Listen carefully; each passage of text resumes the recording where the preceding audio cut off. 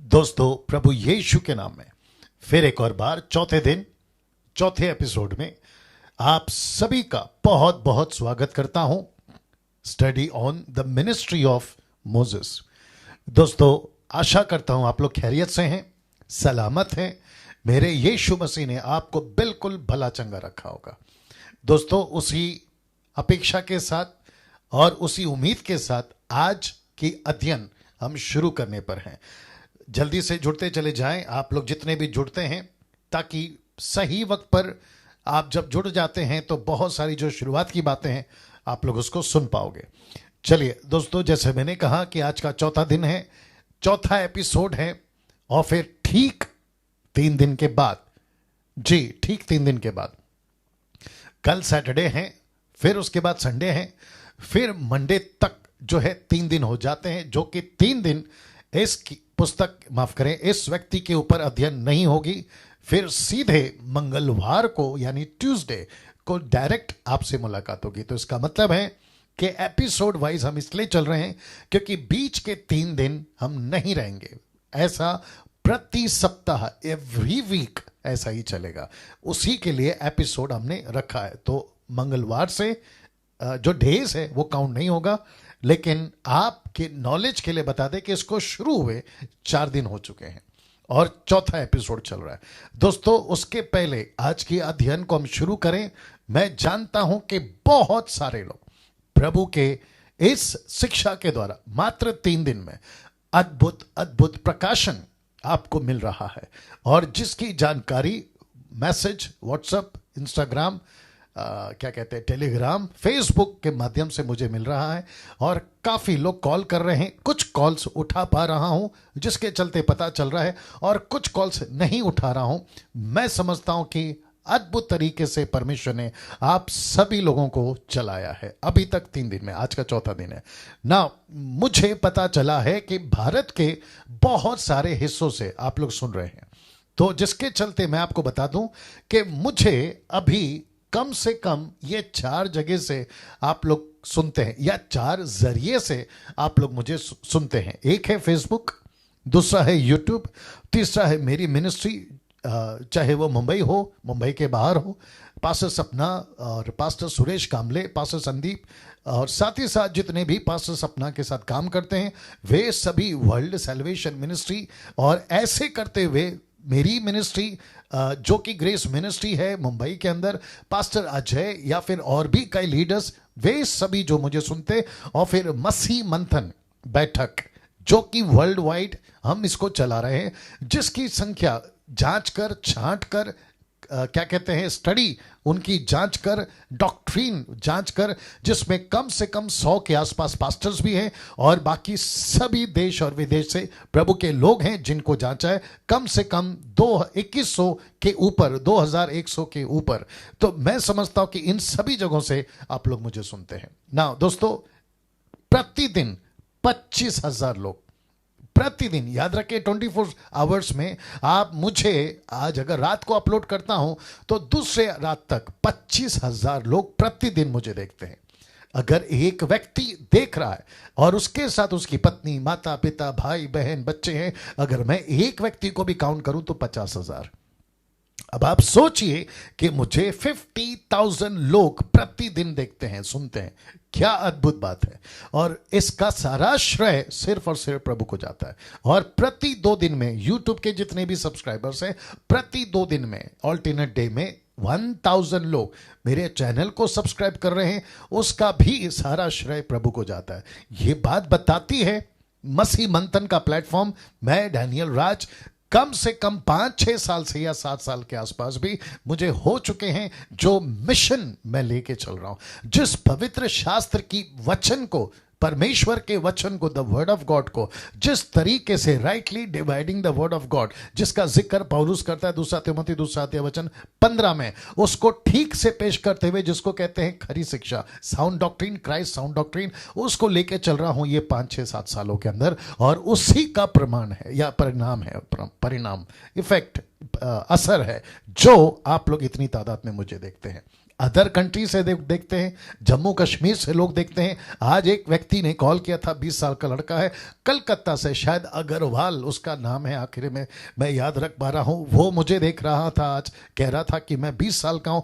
ऐसे बुजुर्ग 80 के आसपास और ऐसे यूथ, युवा 20 साल के आसपास, लड़का हो लड़की हो, आप सभी देख रहे हैं और इसका असर बड़े जोरों से पड़ रहा है। इसका एहसास मुझे ये 3 दिन में हुआ है। आज चौथा दिन है, जैसे मैंने कहा, अद्भुत अद्भुत प्रकाशन के साथ आपके बीच में मैं आने पर हूं। और मैं जानता हूं कि जो परमेश्वर ने 3 दिन में काम किया है वो आज और बाकी विशेष दिनों में भी काम करेगा ना। दोस्तों, फेसबुक से आप अगर नहीं जुड़े, मेरे पेज को लाइक नहीं किए हैं, मसीह मंथन पेज जो फेसबुक पे अभी चल रहा है, और साथ ही साथ डैनियल राज पेज से कनेक्ट हो चुका हूं, वहां से भी आप देख रहे हैं। तो जितने मुझे डैनियल राज को डैनियल राज के पेज पे फॉलो करते हैं, मैं रिक्वेस्ट करता हूं कि मसीह मंथन को भी फॉलो करें।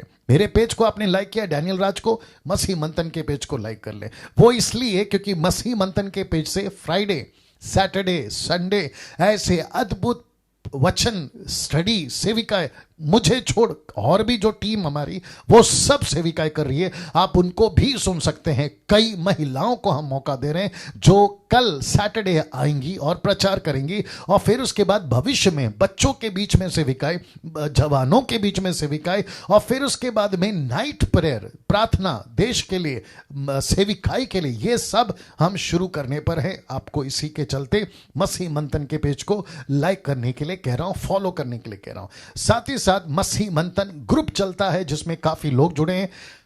जैसे मैंने अभी आपसे कहा, वो टेलीग्राम ऐप में चलता है, उसको डाउनलोड कर लें। और जो नंबर दिए थे उत्पत्ति की पुस्तक के टाइम पे, उसकी यूट्यूब पे नंबर पड़ी है। मुझे लगता है कि अगले हफ्ते से, मंगलवार से नंबर डालना शुरू कर दूंगा, ताकि आप उनको कॉल करके उस ग्रुप में जुड़ सकते हैं ना। यूट्यूब पे अभी जो जुड़े हैं, आपने अभी तक चैनल को सब्सक्राइब नहीं किया, रिक्वेस्ट करता हूं कर लीजिए, आइकन बेल दबा लीजिएगा। क्यों? क्योंकि जब वीडियोस अपलोड होती हैं उसकी नोटिफिकेशन आपको मिलती रहे। साथ ही साथ दोस्तों याद रखिएगा, डैनियल राज किसी तरीके का पैसा सोशल मीडिया से नहीं कमाता जी। नहीं कमाता। उसका प्रमाण है, किसी प्रकार का विज्ञापन, एडवर्टाइजमेंट आपको यूट्यूब ओपन करते हुए नहीं मिलेगा, मेरा कम से कम, मैं मेरी बात कर रहा हूं। तो इसका मतलब है मेरा कोई स्वार्थ नहीं है ऐसा कहने के पीछे कि मेरे चैनल को सब्सक्राइब करो। मैं डंके की चोट पे कहूंगा कि चैनल को सब्सक्राइब करो। दूसरा, रिकमेंड करो कन्विंसिंगली कि डैनियल राज के चैनल को देखो। क्यों? खरी शिक्षा देता हूं, और मैं इसलिए कह रहा हूं प्रभु का राज्य बढ़े, और आप लोग ऐसा कर रहे हैं, मैं उसके लिए धन्यवाद देता हूं ना। दोस्तों, साथ ही साथ मैं कहना चाहता हूं कि आप जहां से देख रहे हैं, आप प्लीज, कमेंट बॉक्स का क्या हाल है आज? हाँ, आज चल रहा है, आज चल रहा है। ओके, तो कमेंट बॉक्स चल रहा है, आप लोग अपनी प्रतिक्रिया दे सकते हैं। आप लोग कहां से देख रहे हैं? तो मुझे स्टार्ट किए अभी, मैं अभी तक मुद्दे पे नहीं आया, मतलब आज का जो विषय है उस पे नहीं आया। 7 मिनट हो चुके हैं। अब मैं यहां से आगे बढ़ना चाहूंगा, क्योंकि कम से कम 427 लोग जुड़ चुके हैं, और मुझे खुशी है इस बात की कि आप लोग आज जल्दी मेरे साथ जुड़ चुके हैं ना। दोस्तों, मैं यहां से आगे बढ़ना चाहूंगा एक प्रश्न के साथ। क्या आप लोग तैयार हैं? क्या आपका घर का माहौल सब ठीक है? आपके आसपास में सब लोग ठीक हैं, बच्चे ठीक हैं, आपका फोन अनवांटेड कॉल उसको नहीं उठाना, पेन पेपर बाइबल उसको रेडी रखिएगा, आप जैसे बैठे हैं उसको ठीक कर लीजिएगा, फैमिली के साथ, ग्रुप के साथ, अड़ोस पड़ोस के साथ में बैठे हैं, प्रेज गॉड, उसकी एक फोटो या छोटी सी वीडियो 7-8 सेकंड की या 10 सेकंड की मुझे प्लीज जरूर भेजिएगा। मैं देखना चाहता हूं, जानना चाहता हूं कि कैसे आप लोग जो हैं इकट्ठा होकर देखते हैं। उसके लिए उसका थोड़ा कैप ऊपर कर दो ना। दोस्तों, यहां से मैं शुरू करने पर हूं, बस मैं यहां से शुरू करने पर हूं। थोड़ा नीचे करो, ब्लो आ रहा है, बस परफेक्ट। ओके दोस्तों, यहां से शुरू करने पर हूं एक ऐसी अद्भुत सेविकाएं जो कि मूसा के ऊपर है, इसलिए इंग्लिश में लिखा है study on the ministry of Moses.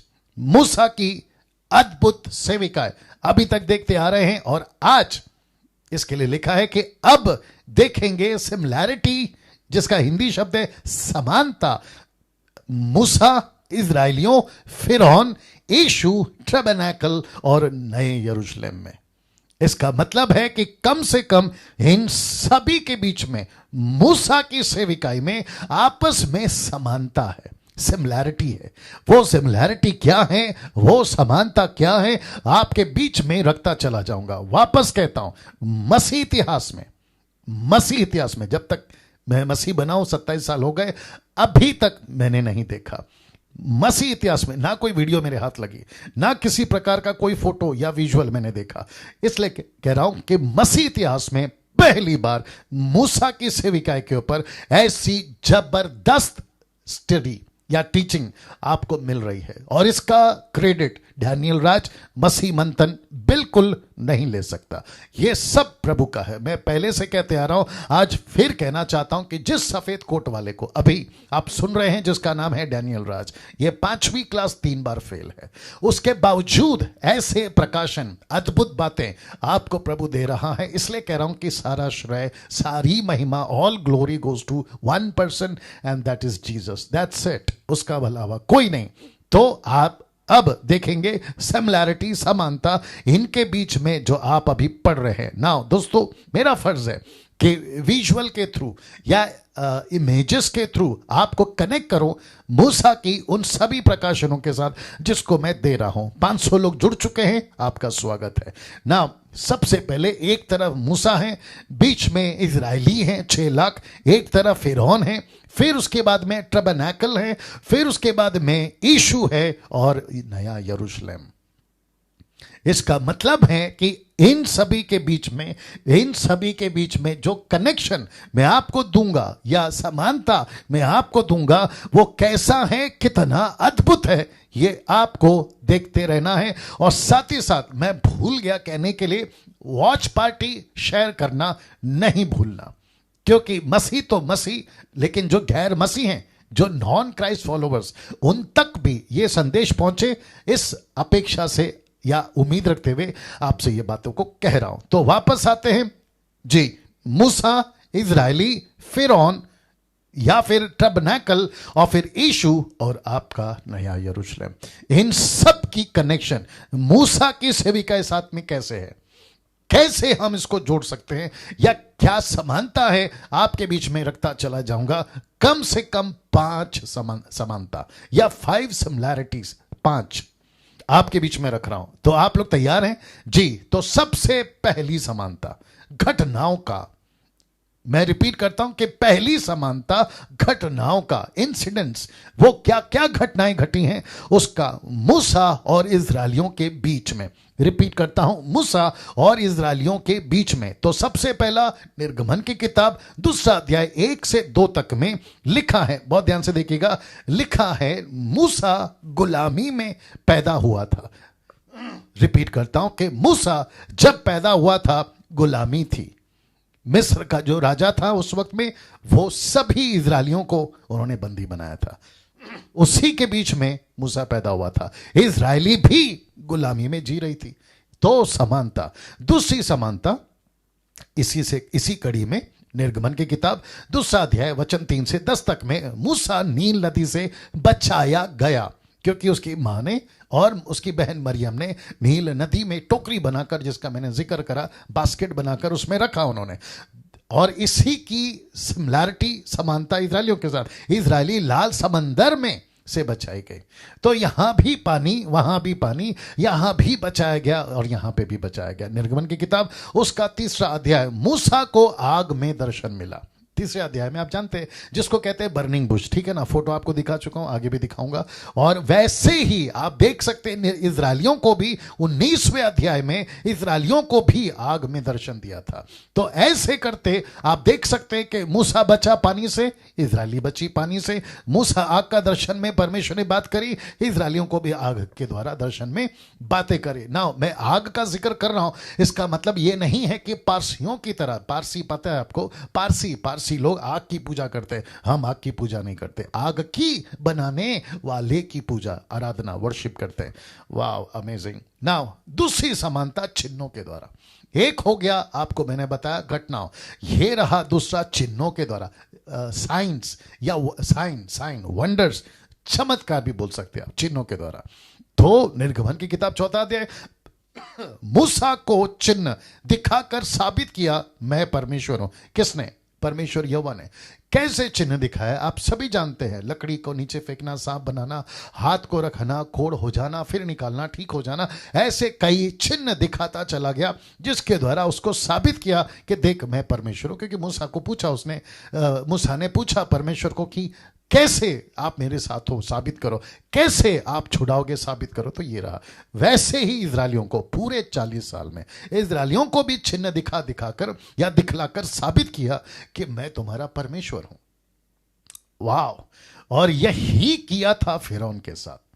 तो फिरौन का कनेक्शन मैं यहां पे कर रहा हूं। एक मूसा, दूसरा इजरायली और तीसरा फिरौन। कैसे? आइए बताते हैं आपको। 10 विपत्तियां, 10 प्लेग्स आपको याद होगा, जहां पे परमेश्वर ने 10 विपत्तियां, जिसको मैंने कल जिक्र करा था, लेकिन वो पहलू नहीं बताया। आज जो बताऊंगा क्या है वो पहलू, आइए देखते हैं। सबसे पहला नदी, नील नदी का लहू हो जाना। लेकिन उसके पीछे मकसद क्या था? 7 का 17, एक्सोडस 7:17 लिखा है, यहोवा यूं कहता है, इससे तू जान लेगा कि मैं ही परमेश्वर हूं।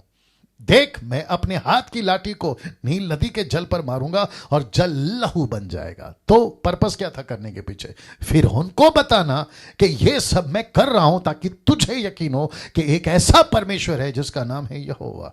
ऐसी ही घटना मेंढक के टाइम पे निर्गमन 8 का 10 में उसने कहा, कल उसने कहा तेरे वचन के अनुसार होगा ना। इसको देखे, जिससे तुझे यह ज्ञात हो जाए कि हमारे परमेश्वर यहोवा के तुल्य कोई दूसरा नहीं है। कौन कह रहा है? मूसा किसको? फिरौन को कह रहा है। तो ये वाला घटना। फिर फ्लाई या फिर मक्खियां, जो कि मैंने बताया था आपको किस तरीके से काम किया। निर्गमन उसका 8 का 22 में, उसी दिन मैं गोशेन देश को जिसमें मेरी प्रजा रहती है अलग करूंगा और उसमें डांसों के झुंड होंगे, जिससे तू जान लेगा। जरा शब्द पे ध्यान दीजिए कि पृथ्वी के बीच में मैं ही यहोवा हूं। क्या बात है! ये सब के पीछे मकसद क्या था? एक चीज साबित करना। किसको? फिरौन को। वो भी किसके द्वारा? चिन्ह चमत्कार के द्वारा, कि सच्चा परमेश्वर एक ही है और वो है यहोवा एलोहिम। ना दोस्तों, मैं आपको ये भी बताता चलूं कि जब ओले गिरे थे, आग गिरी थी, आप चित्र देख लीजिएगा, जिसका जिक्र मैंने कल किया था निर्गमन 9 के 14 में भी, नहीं तो अब की बार मैं तुझ पर और तेरे कर्मचारियों, तेरी प्रजा पर सब प्रकार की विपत्तियां डालूंगा। जरा शब्द पे ध्यान दीजिएगा, जिससे तू जान ले कि सारी पृथ्वी पर मेरे तुल्य कोई दूसरा नहीं। क्या बात है! इसका मतलब क्या है? इसका मतलब है कि परमेश्वर विपत्तियां मूसा पे, माफ करें, फिरौन पे क्यों डाल रहा है? मकसद एक ही है, उसको साबित करके बताना कि सच्चा परमेश्वर कौन है। मूसा को चिन्ह दिखाया, साबित करना, देख मैं तेरा परमेश्वर हूं। इजरायलियों को 40 साल साबित किया, देख मैं तेरा परमेश्वर हूं। और अभी फिरौन को ना। दोस्तों, आपको यह चित्र याद होगा, टिड्डियां जो कि आई थी कहां? निर्गमन 10 का 2 में। अब देखो उसके पीछे मकसद क्या है। लिखा है, तुम लोग अपने बेटों पोतों से इसका वर्णन करना। किसको कह रहा है? परमेश्वर मूसा को कह रहा है कि जब इजरायली के बच्चे, उनके बच्चों के बच्चे, ग्रैंडसन्स, नाती पोती, उनको वर्णन करना क्या? कि यहोवा ने मिस्रियों को कैसे ठट्टों में उड़ाया, उनका मजाक उड़ाया। दूसरा कहता है अपने क्या और उड़ाया और अपने क्या क्या चिन्ह उनके बीच प्रकट किया, जिससे तुम ये जान लोगे कि मैं यहोवा हूं। वाह! इसका मतलब क्या है?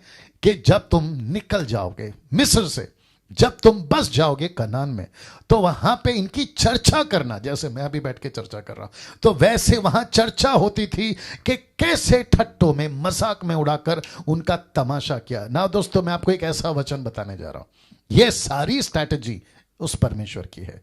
मूसा को भेजना उसकी स्ट्रैटेजी है, यूसुफ को बचाकर भेजना उसकी स्ट्रैटेजी है, फिरौन के मन को कठोर करके फिर नम्र, फिर कठोर, फिर नम्र, फिर कहता चले जाओ, फिर कहता मत जाओ, ऐसे करते हुए फिरौन को सख्त करने के पीछे, मूसा को भेजने के पीछे, यूसुफ को बचाकर, वो भी कहां? मिस्र में। जब उसके ऊपर इल्जाम लगा था ना, पोतीपर ने झूठा इल्जाम, कौन सी जेल में डाला गया? फिरौन के जेल में, ताकि जब वो सपना देखे तो फिरौन को ही पता चले। फिरौन जब सपना देखे तो यूसुफ को ही पता चले। ऐसी वाली बातों को साथ कनेक्ट करते हुए, रणनीति बनाते हुए किसने? यहोवा परमेश्वर ने। यह सब कुछ के पीछे यह कारण है। देख लीजिएगा, मैं पढ़ रहा हूं, लिखा है निर्गमन 9:16, एक्सोडस 9:16, परंतु सचमुच में मैंने इसी कारण तुझे बनाए रखा। किसको? फिरौन को। ब्रैकेट में देख लीजिएगा कि तुझे अपना सामर्थ्य दिखाऊं और अपना नाम सारी पृथ्वी पर प्रसिद्ध करूं। तो इसका मतलब क्या है? ओके, मैं आपको बता देता हूं। आज सबसे नंबर 1 कंट्री पैसे में, हर क्षेत्र में, अमेरिका। आपको पता है, जब इलेक्शन चल रहा था प्रेसिडेंट की कुर्सी का, तो सब जानना चाहते थे कि बाइडेन कौन जीतेगा, ट्रंप जीतेगा या बाइडेन जीतेगा। सबकी नजर, भारत की मीडिया 24/7 उसी को चला रही थी, सारा केस छोड़ के उसी को चला रही थी। और जब बाइडेन जीत गया तो सबने जश्न मनाया, भारत ने भी मनाया होगा, बात अलग है। ऐसा क्यों? जब कोरिया का इलेक्शन होता है नहीं दिखाते, चाइना का होता है नहीं दिखाते, अफ्रीका का होता है नहीं दिखाते, किसी और कंट्री का होता है नहीं दिखाते। अमेरिका क्यों? नंबर 1 कंट्री है, उसके ऊपर सबकी नजर है। वैसे ही परमेश्वर ने इसको बनाया था, जिसका नाम है फिरौन, जिसका नाम है मिस्र, और यहां का राजा। इन सब को परमेश्वर ने एक मकसद के लिए बनाया था कि जब मूसा, मैं जब मंगलवार को वापस आऊंगा ना, तो मैं कनेक्ट करूंगा कि जब मूसा, एक आदमी, जब वहां जाकर, जिसके साथ में मैं यहोवा, उसको ऐसी ताकत के साथ 6 लाख लोगों को छुड़ा ले आऊंगा, और ऐसी विपत्तियां जो मैंने कल बताए, और ऐसा लाल समंदर को 2 टुकड़ा, जिसको कोई कहते ना चादर फाड़ देता है ना, वैसे परमेश्वर ने लाल समंदर को फाड़ के रास्ता निकाला था। ऐसी घटनाओं के साथ जब लोगों के बीच में चर्चा होगी, तो परमेश्वर कहता है कि उसका मकसद यही है कि अपना नाम, मैं रिपीट करता हूं, अपना नाम सारी पृथ्वी पर प्रसिद्ध करूंगा, मेरा नाम फेमस करूंगा। तब से लेकर अब परमेश्वर, मेरे शब्द को देखिएगा कैसा लगता है, आपकी मर्जी, एक ही चीज का भूखा है। परमेश्वर एक ही चीज का भूखा है, और वह है उसकी महिमा, उसके नाम की महिमा। इसलिए लिखा है, मैं अपनी महिमा किसी को नहीं दूंगा, ना मनुष्य को, ना पत्थर, ना लकड़ी, ना कागज, ना प्लास्टिक की मूर्ति को। परमेश्वर इतना सटीक और परमेश्वर इतना अद्भुत है कि ऐसी योजना के साथ उसने एक ऐसा नमूना, जिसका जिक्र स्टीफन ने करा 7वें अध्याय 8वें अध्याय में, जिसका जिक्र पतरस ने करा पेंतिकोस्त के दिन, जिसका जिक्र पौलुस ने करा इब्रानियों का पूरा आपका 3 अध्याय से लेकर 13वें अध्याय तक। एक ऐसी पुस्तक जिसको कहते हैं द बुक ऑफ हिब्रू, जिसमें उसने जिक्र करा है। दोस्तों अजीजों, ऐसा कैरेक्टर, जिसकी ऐसी रचना, जिसको भजनकार दाऊद कितनी बार लिख चुका है, कितने गीत उसके ऊपर वो गा चुका है। कौन? दाऊद, बाइबल वाला जी। इसका मतलब क्या है? इन सब के पीछे एक ही रणनीति थी कि परमेश्वर को अपना नाम ऊंचा हो। आज आप और हम क्यों हैं? मैं फिर पूछूंगा, आज आप और हम क्यों हैं? क्या मकसद के लिए मैं और आप पास्टर बने? जितने पास्टर मुझे देख रहे हैं, क्या मकसद के लिए आप अपोस्तल, बिशप, प्रॉफिट, इवेंजलिस्ट, डॉक्टर, आप जो भी हैं, किस मकसद के लिए बने? इसका नाम ऊंचा करने के लिए। ये देख लीजिए, उसका नाम ऊंचा करने के लिए, इसी मकसद के था। पैसे कमाने के लिए नहीं, खुद का नाम बड़ा करने के लिए नहीं, खुद को पेश करने के लिए नहीं, जिसको कहते हैं सेल्फ प्रमोटिंग।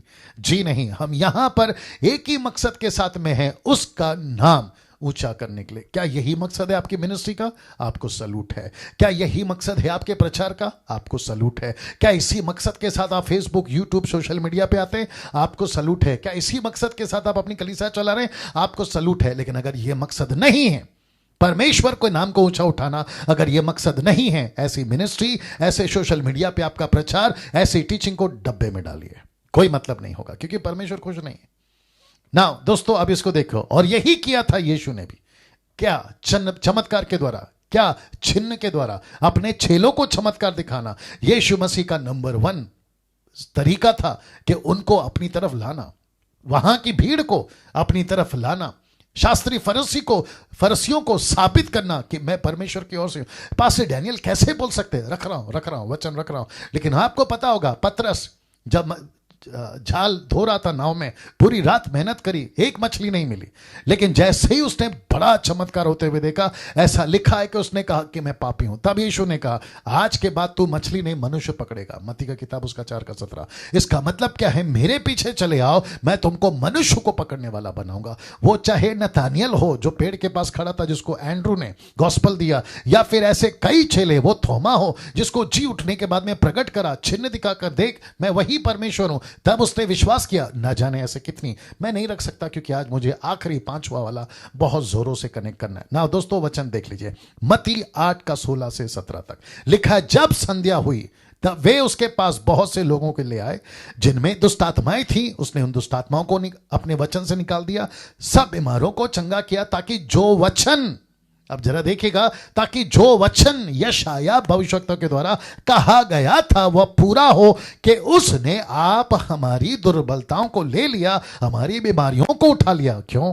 ताकि वो साबित करे जिसकी भविष्यवाणी यशाया ने की थी, और जिसके चलते परमेश्वर ने कहा था कि okay my goodness get ready now. ऐसे चमत्कार, पानी पे चलना, साइंटिस्ट का दिमाग खराब हो जाएगा अगर वहां कोई साइंटिस्ट होगा। उस वक्त का कोई पढ़ा लिखा आदमी जो लॉजिक लगाता है, या नास्तिक टाइप का आदमी जिसको परमेश्वर पर भरोसा नहीं है, पागल हो जाएगा। क्योंकि पानी का स्वभाव है कि कोई भी वजन वाली चीज, लोहा हो, इंसान हो, पत्थर हो, उसको नीचे ले जाना।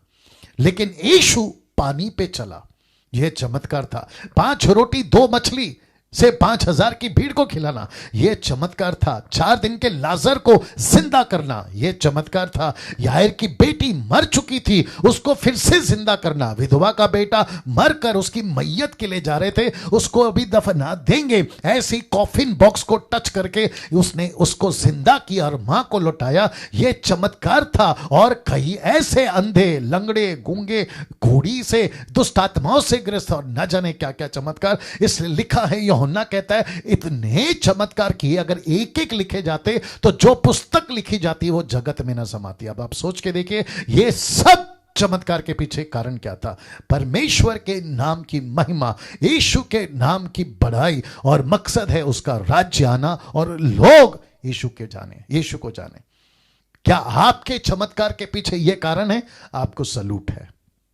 दुष्ट आत्मा निकालकर आप उसकी वीडियो बनाते हो, यूट्यूब पे डालते हो, और आप उसके नीचे अपना अकाउंट नंबर डालते हो। अगर यह मकसद है तो तुम्हारे मिनिस्ट्री को डब्बे में डालो। तुम खुद को सेल्फ प्रमोट करते हो चमत्कार दिखाकर कि देखो मेरा पास्टर कितना फेमस है। पंजाब का हो, साउथ का हो, कर्नाटका का हो, महाराष्ट्र का हो, मुंबई का हो, पूना का हो, नागपुर का हो, अमेरिका का हो, अफ्रीका का हो, चाइना का हो, कहीं का भी हो। अगर तुम चमत्कार के पीछे पैसे कमा रहे हो, तुम्हारी मिनिस्ट्री को डब्बे में डालो। तुम चमत्कार दिखाकर खुद को प्रमोट कर रहे हो, ऐसी मिनिस्ट्री को डब्बे में डालो। लेकिन परमेश्वर ने मकसद क्या था चमत्कार के पीछे? यीशु का राज्य स्थापित करना, यीशु की कलीसिया का स्थापित करना। वो पतरस जिसके हाथ से वो लंगड़ा चलने लगा, ऐसा लिखा है कि पतरस की परछाई से लोग चंगे होते थे। मकसद क्या था? परमेश्वर का राज्य फैलना। पौलुस के रुमाल से, अंगोछे से बीमारों को चंगाई मिलती थी। मकसद क्या था? परमेश्वर का राज्य का स्थापना। आज चल रहा है टाइम पास, जिसको मैं संडे को प्रचार करूंगा। 700 लोग जुड़ चुके हैं, मैं चाहता हूं कि मेरे साथ बने रहें। आज क्या चल रहा है? Time pass. क्या चल रहा है? प्रमोशन, खुद की मिनिस्ट्री का, मैं ये हूं, मैं वो हूं। ऊपर से बॉडी गार्ड सकते हैं 7-8, पीछे बैग पकड़ने वाला, पानी का बोतल पकड़ने वाला, छतरी लेकर चलने वाला। ये सारा कुछ मनोरंजन और ये सारा टाइम पास वाली बातें चल रही है, लेकिन सेवा बिल्कुल जीरो। चमत्कार के नाम पे, अभी देखो बुरा लगेगा आप लोगों को, चलने दो, लगेगा तो होने दो। गुस्सा आता है तो आने दो। मैं तो पहले ही दिन बता चुका हूं, गुस्सा उसी को आएगा जो शैतान का बच्चा है, जो परमेश्वर के वचन को नहीं समझता। आप जो ऐसे लोग हैं जो उल्टा सीधा वीडियो बनाते हैं, आप जानते हैं मैं किसकी बात कर रहा हूं। उनको भी बुरा इसलिए लगता है क्योंकि शैतान के बच्चे। लेकिन अगर परमेश्वर का वचन सही तरीके सुनेंगे तो किसी प्रकार का कोई दिक्कत नहीं आएगा। अब आप सोच के देखिए, यीशु मसीह का चमत्कार के पीछे, पौलुस का चमत्कार के पीछे, पतरस का चमत्कार के पीछे, यीशु का चमत्कार के पीछे कारण क्या था? एक ही, सुसमाचार फैलाना। सुसमाचार फैलाना। आज क्या चल रहा है? आज टोटल उल्टा है, सब कुछ उल्टा है। मैं आपको बता दूं, मैंने जैसे कहा गुस्सा आएगा आपको, बाहर के जो बाबा लोग हैं ना, और मुस्लिम के मौलाना जो है ना, जो तावीज और लॉकेट बांध के घुमाते हैं, कहते कि ये बांध लो भूत नहीं आएगा, ये बांध लो तुमको जादू टोना नहीं लगेगा, ये बांध लो, या ऐसे चमत्कार तो वो लोग भी कर रहे हैं।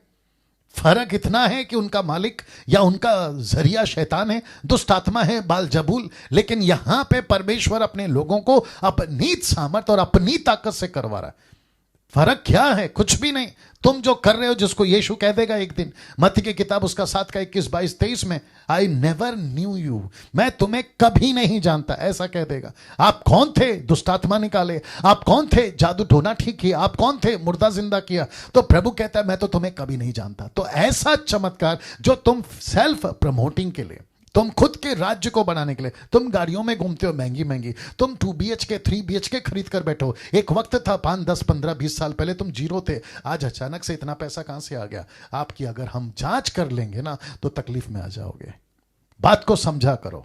और ये बात समझ में, किसी प्रकार का, आप मेरे वीडियोस को उठाकर देखिए, आपको किसी प्रकार का एक भी वीडियो पे पास्टर डैनियल पैसा मांगता हुआ, पास्टर डैनियल को पैसा भेजो, मेरा ये अकाउंट नंबर है, कभी नहीं मिलेगा।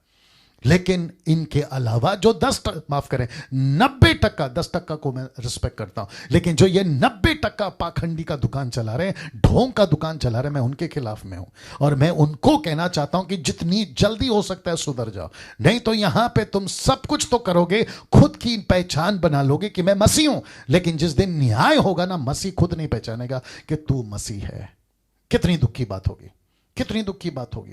उस दिन मैं भी रहूंगा, तुम भी रहोगे, उस दिन हम सब रहेंगे, तब होगा दूध का दूध, पानी का पानी। और ये ना बात समझ में ना दोस्तों, मैंने क्यों कहा यीशु का चमत्कार के पीछे एक ही कारण था, परमेश्वर का राज्य बना। ये देख लीजिएगा ना, दूसरा वचन देना, प्रेरितों के काम उसका 2 का 22 में, एक्ट चैप्टर 2 वर्स 22 लिखा है, हे इस्राएलियों ये बातें सुनो कि यीशु नासरी एक मनुष्य था। जी हां दोस्तों, कोई शक नहीं कि यीशु मसीह मनुष्य था। लिखा है कि एक मनुष्य था जिसका परमेश्वर की ओर से होने का प्रमाण, प्रमाण का मतलब सबूत, साबित होना, सबूत देना। क्या सबूत दिया परमेश्वर ने? प्रमाण दिया, उन सामर्थ के कामों, आश्चर्य कर्मों के कामों, चिन्हों से प्रकट है जो परमेश्वर ने तुम्हारे बीच उसके द्वारा कर दिखलाया, जिसे तुम आप ही जानते हो। कैसे किया यीशु मसीह को परमेश्वर ने? फेमस यहूदियों के बीच में, इजरायलियों के बीच में, शास्त्री फरीसियों के बीच में चमत्कार। मकसद एक ही, परमेश्वर का राज्य। मैं इसके ऊपर इतना जोर क्यों दे रहा हूं? क्योंकि आज तेल बिक रहा है 200 रुपए में, पानी की बोतल बिक रही है 200 रुपए में, रुमाल बिक रहा है 200 रुपए में, ऐसी घड़ी बिक रही है फोटो डालकर सेवकों की ना जाने कितनों में, और ऐसा सब कुछ चल रहा है। इजराइल से पानी लाते, कहते पवित्र है। क्यों? मुंबई का पानी पवित्र नहीं है, साउथ का पानी पवित्र नहीं है? क्या बात करते हो? पानी पानी होता है, पवित्र तो परमेश्वर है। तुम इजराइल का पानी को लाकर साबित क्या करना चाहते हो कि वहां का पानी पवित्र है? वो जमीन बनाई परमेश्वर ने, मुंबई की जमीन बनाई परमेश्वर ने, भारत की जमीन बनाई परमेश्वर ने। वहां का पानी यहाँ का पानी है कि ये बाबा लोग उल्लू बनाते थे, अब तुम शुरू हो गए। शॉल लेकर आते हैं, कहते हैं ये इजराइल का शॉल है, यहूदी पहनते हैं, यीशु भी पहनते। अरे यार हद हो गई। यीशु ने खतना कराया, तुम भी कराओ। शास्त्री खतना कराते थे, तुम भी कराओ। तो फिर वो सब करो ना, आधा आधा काम क्यों? इसलिए तो पौलुस कहता है ना कि जो व्यवस्था का एक भी काम पूरा नहीं कर सका उसके ऊपर श्राप है। ये बात को बताता है ना गलतियों 3:10 में, उसको पढ़ लीजिए, करिए ना दोस्तों। ये सब के पीछे मकसद एक ही था, उसका राज्य फैलना, यीशु का प्रचार होना। मेरे पास में वक्त नहीं है बताने के लिए। मरकुस की किताब, एक काम करो जल्दी दीजिए, मरकुस की किताब 16 अध्याय वचन 20, आइए देखिए क्या लिखा है जी, जल्दी देना। मार्क 16:20, देखो क्या लिखा है जी दोस्तों। मरकुस 20 जी, मेरे साथ बने रहे। 765 लोग जुड़ गए, 765 मेरे साथ बने रहे। देखिए क्या लिखा है, यीशु बादलों पर उठा लिए गए। उसके बाद देखिए क्या लिखा है, वचन 19 में लिखा है कि यीशु बादलों पर उठा लिए गए, स्वर्ग में बैठ गए। लेकिन वचन 20 में क्या लिखा है? लिखा है कि उन्होंने निकलकर हर जगह प्रचार किया और प्रभु उनके साथ काम करता रहा और उन चिन्हों के द्वारा जो साथ साथ होते थे वचन को दृढ़ करता रहा। वचन को कंफर्म करने के लिए कि जो ये पतरस, यूहन्ना, स्टीफन, पॉल जो प्रचार कर रहे हैं वो प्रचार सही है। कैसे कंफर्म हुआ? चमत्कार के द्वारा। आजकल क्या हो रहा है, प्रचार तो दूर की बात है, यीशु का प्रचार तो दूर की बात है, स्वर्ग का राज्य का प्रचार तो दूर की बात है, पाप से मन फिराओ दूर की बात है, मन फिराकर रिपेंट करो दूर की बात है, लेकिन प्रचार क्या होता है, गाड़ी कैसे मिलेगी, बंगला कैसे मिलेगा, अमेरिका यूके का लंदन का वीजा कैसे मिलेगा, बेटे बेटी की शादी कैसे होगी, फिर उसको कंफर्म करने के लिए कि देखो जो मैं बोल रहा हूं ये सही है, उसके लिए ये सबूत है कि तुम्हारे घर का पर्दा लाल कलर का है, तुम्हारे मोबाइल का नंबर ऐसा ऐसा है, तुम्हारे गाड़ी का नंबर प्लेट है। हद हो गई यार। अब आप सोच के देखिए, क्या यह तरीका है परमेश्वर का? जी नहीं। आप देख लीजिए यहां पर। इसका मतलब है हम सभी को समझना होगा कि किस वजह से परमेश्वर ने दानों को दिया। मैं जब वचन पे चर्चा का प्रोग्राम जो स्टार्ट करूंगा कल से, मैं उसकी आपको पूरा डिटेल दूंगा, उसमें हम ऐसे विषयों को भी लाएंगे ना। तीसरी समानता, क्योंकि मुझे पांचवें को जोरों से बोलना है। तीसरी समानता, बचाने वाला, सेव करने वाला, बचाने वाला। कैसे मूसा को बचाया उस नील नदी में, इजरायलियों को बचाया उस लाल समंदर में, बचाने वाला। वैसे ही आपको यह चित्र याद होगा कि जिसके जिसके दरवाजे के बाहर, जिसको कहते हैं फसा की रात, पास ओवर नाइट, आखिरी रात मिस्रियों का 430 साल के बाद, मेमने का लहू तुम दरवाजे पे लगाना 3 एंगल पे, एक ऊपर, एक राइट और एक लेफ्ट, जो कि बताता है यीशु मसीह के क्रूस को, यीशु मसीह के क्रूस को। तो यहां पर यीशु ने, माफ करें, यहां पर मूसा के द्वारा यहोवा ने 6 लाख लोगों को बचाया, उनके फैमिली सहित। और यीशु मसीह ने, आज की तारीख की बात कर रहा हूं, 710 करोड़ की पॉपुलेशन, अगर मेरा कैलकुलेशन ठीक है, इन सब को बचाने के लिए यीशु का लहू काफी है। यीशु का लहू काफी है। दोस्तों कैसा लग रहा है, नीचे टाइप करके बताते चले जाएं जी। किस तरीके से आज, क्योंकि काम कर रहा है, तो मैं चाहता हूं कि आप लोग अपनी रिस्पांस जो है इस तरीके से दें। हार्ट का सिंबल, थंब का सिंबल, ये बिल्कुल टिक टिक टिक टिक चलता रहे जी, बड़ा अच्छा लगता है, सिर्फ प्रभु की महिमा के लिए। ये रही समानता। ना चौथी समानता, और वो है आग, फायर। वो है आग, फायर। कैसे? मूसा को दर्शन दिया आग में, इजरायलियों को 40 साल रात का खंबा, किसमें? आग में। और पतरस को मिनिस्ट्री, पतरस को माफ करें, और 120 को जब मिनिस्ट्री दी तो आग में। यानी कि ऊपर से जब पवित्र आत्मा उतरा तो वो भी आग की ना जीभ। आप देख सकते हैं। इसका मतलब क्या है? ओके, मैं बीच में हूं, नहीं ठीक है। नाउ इसका मतलब क्या है दोस्तों? इसका मतलब है कि इस तरीके से परमेश्वर ने समानता रखी थी तब, बीच में और अब। एक मूसा, दूसरा आपका इजरायली 40 साल, और ये रहा पतरस पेंतिकोस के दिन आग में। ये सिमिलैरिटी, समानता बताती है कि परमेश्वर एक चिन्ह के रूप में ये सब कुछ करता चला आया, अलग अलग नहीं। इसलिए बीच में कुछ लोग मुझे पूछ रहे थे कि पास्टर डैनियल, परमेश्वर के कुछ नंबर फेमस है, फिक्स है, जैसे कि 40 का, जैसे कि 3 का, जैसे कि 7 का, जैसे कि 9 का और 12 का, और भी शायद होंगे 30 का जी। क्यों? ये नंबर की विशेषता है। ऑफ कोर्स जिस दिन इसका प्रकाशन मिलेगा आपके साथ में शेयर करूंगा, लेकिन अभी जो बात मिल रहा है ये बता रहा हूं कि परमेश्वर के पास में ऐसा फिक्स है, पानी हो, आग हो, क्या कहते हैं उसको, नंबर हो, ऐसे तरीके से परमेश्वर काम करता है ताकि गड़बड़ी ना हो, ताकि पता चले कि ओके ये परमेश्वर का काम है ना। दोस्तों ये सारी बातें मैं आपके बीच में क्यों रख रहा हूं?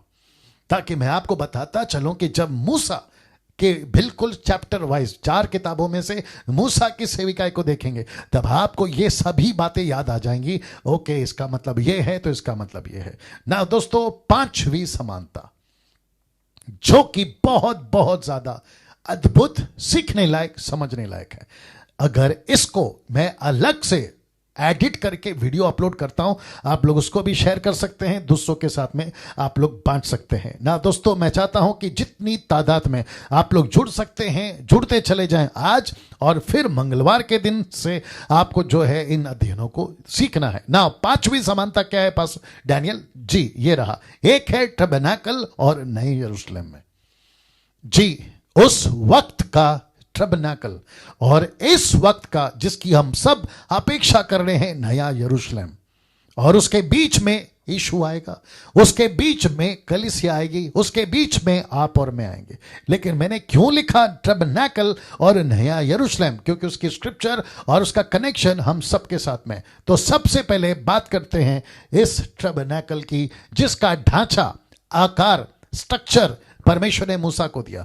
फिर उसके बाद में यहोशू, फिर उसके बाद में राजा दाऊद, फिर उसके बाद में सुलेमान, और फिर उसके बाद में ऐसे करते करते एजरा, फिर उसके बाद में नेहमिया, फिर उसके बाद में शास्त्री फरीसी, यीशु के टाइम की जितनी भी मंदिरें बनी, क्योंकि टूटी फिर बनी, टूटी फिर बनी, ऐसे करते करते जो स्ट्रक्चर था जो मूसा ने दिया था, जिसको हम कहते हैं टैबरनेकल, जिसमें बहुत सारी चीजें थी। अर्पण कैसे होगा, ऑफरिंग कैसे होगा, कौन कैसे अंदर जाएगा, अंदर का आंगन कैसा है, बाहर का आंगन कैसा है, इन सभी के ऊपर पौलुस कहता है इब्रानियों 11 में, इन सब का एक एक करके चर्चा करने का टाइम अभी नहीं है। लेकिन क्योंकि कुछ चीजें आपके बीच में लूंगा ताकि आपको पता चल जाए कि वो नमूना मॉडल नमूना जो उस वक्त में ये था, ऐसा हूबहू वही नमूना कलीसिया के रूप में, यीशु की दुल्हन के रूप में, खुद यीशु के रूप में, और नया यरूशलेम के रूप में, जिसका मैं जिक्र अभी करूंगा। तो ऐसा कुछ होता था। आप देख सकते हैं 2 पट्टियां जहां 10 आज्ञाएं हैं, मूसा की लाठी, और फिर आप देख सकते हैं करूब, और ये सारा दिवट, और वो रोटी जो मन्ना गिरता था, ये सारी चीजें ना। दोस्तों, इसका कनेक्शन कैसे नए यरूशलेम से, मैं रिक्वेस्ट करता हूं आखिर तक बने रहें, अद्भुत अद्भुत चीजें आपको सीखने को मिलेगी। इब्रानियों 9:9, आइए देखते क्या लिखा है। लिखा है, और यह तंबू, इसलिए मैं वापस कह रहा हूं कि यह तंबू, आर्क, टैबरनेकल, लिखा है यह तंबू, तो वर्तमान समय के लिए एक दृष्टांत है। आप समझते हैं, दृष्टांत एक उदाहरण के रूप में था। इसका मतलब है कि यह मंदिर परमानेंट नहीं है। तब की बात करूं तब भी नहीं है, आज की बात करूं तो आज भी नहीं है, और ऐसा भी परमानेंट नहीं है। और जिसके लिए यीशु ने क्रूस के ऊपर जब वो मर रहे थे ना, तो यही कहा था, छठवां शब्द, इट इज फिनिश, समाप्त हुआ। और जैसे ही यीशु ने अपना प्राण त्यागा, वैसे ही मंदिर का पर्दा ऊपर से नीचे तक फट गया। मत्ती की किताब 27:51, मैथ्यू 27:51। इसका मतलब क्या है? पर्दा क्यों फाड़ा इस मंदिर का? उसके पीछे कारण है। यीशु कहता है कि अब, कम ऑन गेट रेडी, किसी प्रकार का कोई महायाजक अब उस पवित्र स्थान में पैर में रस्सी बांधकर, उसके वस्त्र के चारों तरफ घुंघरू बांधकर, आप समझ रहे हैं ये सारी लंबी चौड़ी स्टडी है, किसी प्रकार का बकरी का लहू लेकर, किसी प्रकार की सैक्रिफाइस लेकर अब उस पवित्र, अति पवित्र स्थान में जाने की जरूरत नहीं है। क्यों? क्योंकि एक सिद्ध, एक परफेक्ट ब्लड, एक सिद्ध मेमने का लहू उस दिन सृष्टिकर्ता को मिल चुका था, जिसका नाम है यीशु, जिसका नाम है जीसस, जिसको देखकर जॉन द बैप्टिस्ट ने कहा था कि देखो ये जो आ रहा है ना, ये जगत का मेमना है जो सारे मानव जाति के पापों को उठा ले जाता है।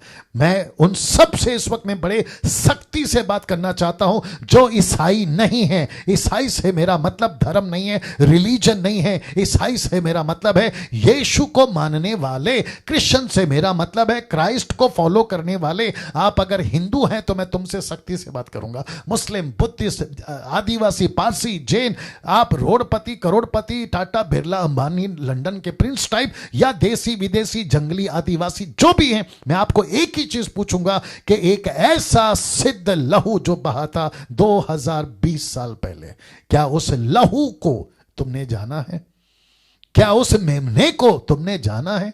जो बलिदान तुम अभी तक चढ़ा रहे आ रहे हो, कभी पेड़ के नीचे तो कभी पहाड़ के ऊपर, आपको इशारा मिल रहा होगा, कभी इसके नाम पे तो कभी उसके नाम पे, तो कभी उस व्यक्ति के नाम पे तो कभी इस व्यक्ति के नाम पे, अपने कुल देवता के नाम पे, देवी के नाम पे तुम लहू बहाते आ रहे हो। इस आशा से दया आती है कभी कभी आप लोगों के ऊपर कि कैसे अंधे बनकर आप लोग किसी अंधे को फॉलो कर रहे हो।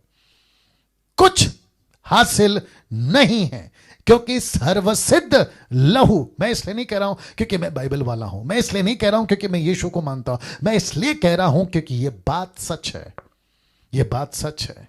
ये बात सच है। पेप्सी वाला पेप्सी बेचता है तो थम्स अप को गलत बोल सकता है, थम्स अप वाला पेप्सी को गलत बोल सकता है। वैसे ही हर दुकान वाला दूसरे दुकान के प्रोडक्ट को गलत बोलता है क्योंकि उसको अपना माल बेचना है। लेकिन ये व्यक्ति जो आपके साथ में बैठा है ना, ये कोई पेप्सी की बात नहीं है, एडजस्ट हो सकता है। ये थम्स अप की बात नहीं है, एडजस्ट हो सकता है। ये पिज्जा बर्गर की बात नहीं है, एडजस्ट हो सकता है। ये हैदराबाद के पैराडाइज की बिरयानी नहीं है कि वहां से खाएगा तो ही मजा आएगा। ये वो बात नहीं, ये जिंदगी की बात है।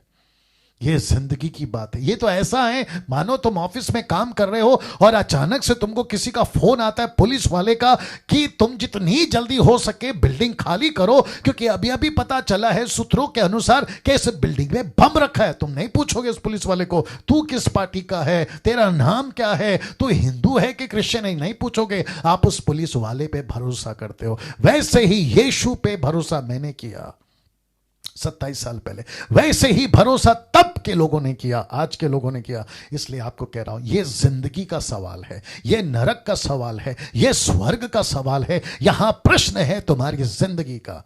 लहू तुमने बकरी का बहाया, कुछ नहीं मिला। हर साल बहा रहे हो, कुछ नहीं मिल रहा। तुमने बछड़ों का बहाया है, तुमने न जाने कितने पक्षियों का बहाया, इंसानों का और बच्चों का बहा दिया, इस आशा से कि जन्नत मिल जाएगी, स्वर्ग मिल जाएगा, खुदा मिल जाएगा, भगवान मिल जाएगा, ईश्वर मिल जाएगा। नहीं मिलेगा, क्योंकि जिस परमेश्वर ने इंसान को बनाया है वही परमेश्वर की कीमत वही परमेश्वर दे सकता है, क्योंकि मनुष्य टोटली पापी है। जिस दिन से आदम से पैदा हुआ टोटल पापी है। पापी आदमी कैसे परमेश्वर खुश कर सकता है बताइए? वाह, सोच के देखिए अजीजों दोस्तों। मेरी बातें कुछ लोगों को गुस्सा आएगी, मैं तो बता ही रहा हूं, गुस्सा करके कुछ नहीं होने वाला है, ना तब ना अब। यीशु पर भी किया था लोगों ने गुस्सा, कोई फर्क नहीं पड़ा। आखिर मुंह की खानी पड़ी उन्हीं लोगों को। वैसे ही होगा आज भी। जो सच है वो सच है, उसके ऊपर बहस मत करो, उसके ऊपर किसी प्रकार का ये मत करो। कुछ बोलेंगे ओ आपका है ना, हम चर्च बंद कर देंगे, आपकी बाइबल फाड़ देंगे, पास्टर को ही मार देंगे, एवेंजलिस्ट को ही मार देंगे। मारो, कितने मर गए, फिर भी पैदा हो रहे हैं ना। तुम 1 को मारोगे, 2 को मारोगे, 10 को मारोगे, 1000 को मारोगे, लाखों को मारोगे, करोड़ों को मारोगे, लेकिन वो परमेश्वर की ताकत को कैसे मार सकते हो जो खुद भेज रहा है?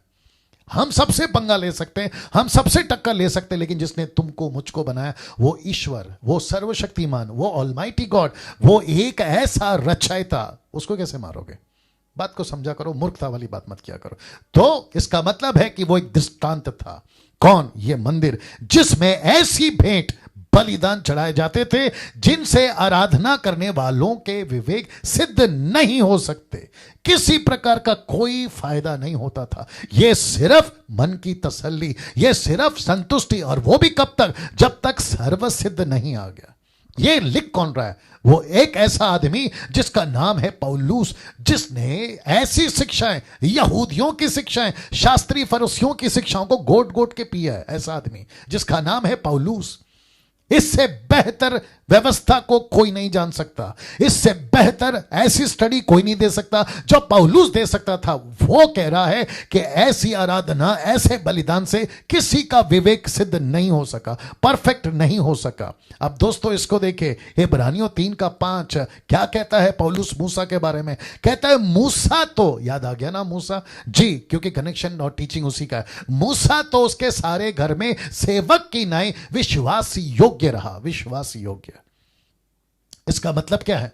मूसा को परमेश्वर ने यह सारा कुछ दिया था ताकि सर्वसिद्ध, और आपको याद आ गया उत्पत्ति की किताब का 3 अध्याय वचन 15, वो बीज जिसका नाम है यीशु, वो बीज, वो औरत के द्वारा जो शैतान के सर को कुचलेगा। एग्जैक्टली यही हुआ। कुलूसी की किताब अगर आप उसका 1-2 अध्याय पढ़ो तो लिखा है कि यीशु मसीह ने शैतान का क्रूस के ऊपर खुल्लम खुल्ला तमाशा किया। ये सब बातें बताती है। तो मूसा विश्वास योग्य सेवक था, उसके घर में परमेश्वर ने जो टेम्पररी घर बनाया था ना यीशु के आने तक, उसके घर में वो विश्वास योग्य सेवक था, फेथफुल था वो। मैंने आपको बताया था ना कि मूसा ने 3 चीजें कभी नहीं करी, व्यभिचार, घमंड, पैसा, लालच, मूर्ति पूजा, ऐसा उसने कभी नहीं करा, है ना। ना लिखा है कि जिन बातों का वर्णन होने वाला था, याद रखो होने वाला था भविष्य में, उनकी गवाही दे। तो मूसा गवाही देता था किसकी? यीशु की। कहां लिखा है? एक्सोडस 18 में लिखा है 18 अध्याय में कि परमेश्वर मुझ जैसा एक नबी खड़ा करेगा। तो जितने मुस्लिम लीडर्स हैं, जाकिर नाइक, आप जैसे लोग और उनके जो जितने चेले लोग हैं या उनके फॉलोवर्स हैं, उनको कहना चाहता हूं कि तुमने उस नबी को कहा था कि वो मोहम्मद है। मैं आपकी गलतफहमी दूर कर दूं कि वो मोहम्मद नहीं है, वो यीशु है, जिसका जिक्र मूसा ने करा कि मेरे बाद एक आएगा, ऐसे ना जाने कितने, वो यहूदियों में से आएगा, यहूदियों का भाई कहलाएगा। अब हिस्ट्री जांच कर देख लो, मैं इसके ऊपर फिर कभी बात करूंगा क्योंकि मैंने इसकी भी स्टडी करी है कि ये क्या था जिसका जिक्र एक्सोडस 18 में मूसा ने करा। वो कौन था? नहीं मिलता आपका मोहम्मद यहूदियों से, नहीं मिलता कोई कनेक्शन उसका मोहम्मद के भाइयों से, किसी यहूदियों के भाइयों से। कैसे बोल सकते हैं? उठपटांग कोई भी स्टेटमेंट दे देते हैं और मसीह लोग भी कभी कभी डाउट में आ जाते हैं कि यार ये आदमी सही बोल रहा होगा, एक बार जांचो तो सही कि किसकी हिस्ट्री क्या है, किसका बैकग्राउंड क्या है। यहूदियों में से होना चाहिए। मुझे प्रूफ करके बताओ कहां है वो यहूदी। मोहम्मद की बात कर रहा हूं। ये सारी चीजें कनेक्शन कहां से होना चाहिए? इस्राएलियों में से। ऐसा लिखा है कि हम में से बात करते हैं आप लोग लिखा है कि उनकी गवाही दे। किसकी गवाही दे? एक मसीह आएगा। किसकी गवाही दे? एक ऐसा टैबरनेकल खड़ा होगा। किसकी गवाही दे? एक ऐसा मसीह आएगा, उसकी गवाही देगा ना। इसको देखे इब्रानियों किताब उसका 9:24, क्योंकि मसीह ने, अब बहुत ध्यान से देखना, मसीह ने उस हाथ के बनाए हुए पवित्र स्थान में, जो सच्चे पवित्र स्थान का नमूना है। कौन सा नमूना रखूंगा? लिखा है जो सच्चे पवित्र स्थान का नमूना है, प्रवेश नहीं किया। तो यीशु ने प्रवेश कहां नहीं किया? यहां नहीं किया। यीशु को क्रूस पर कहां मारे? मंदिर के बाहर। यीशु को बलिदान कहां करे? मंदिर के बाहर। यीशु ने नहीं किया। लहू कहां बहा? बाहर। यह सब का कनेक्शन है, फिर कभी इसके ऊपर बात करेंगे। लेकिन लिखा है उस हाथ के बनाए हुए पवित्र स्थान में प्रवेश नहीं किया, जो सच्चे पवित्र स्थान का नमूना है। जी, प्रवेश नहीं किया। लिखा है पर, हाँ, ये जो शब्द है ना पर, लिखा है पर स्वर्ग ही में प्रवेश किया।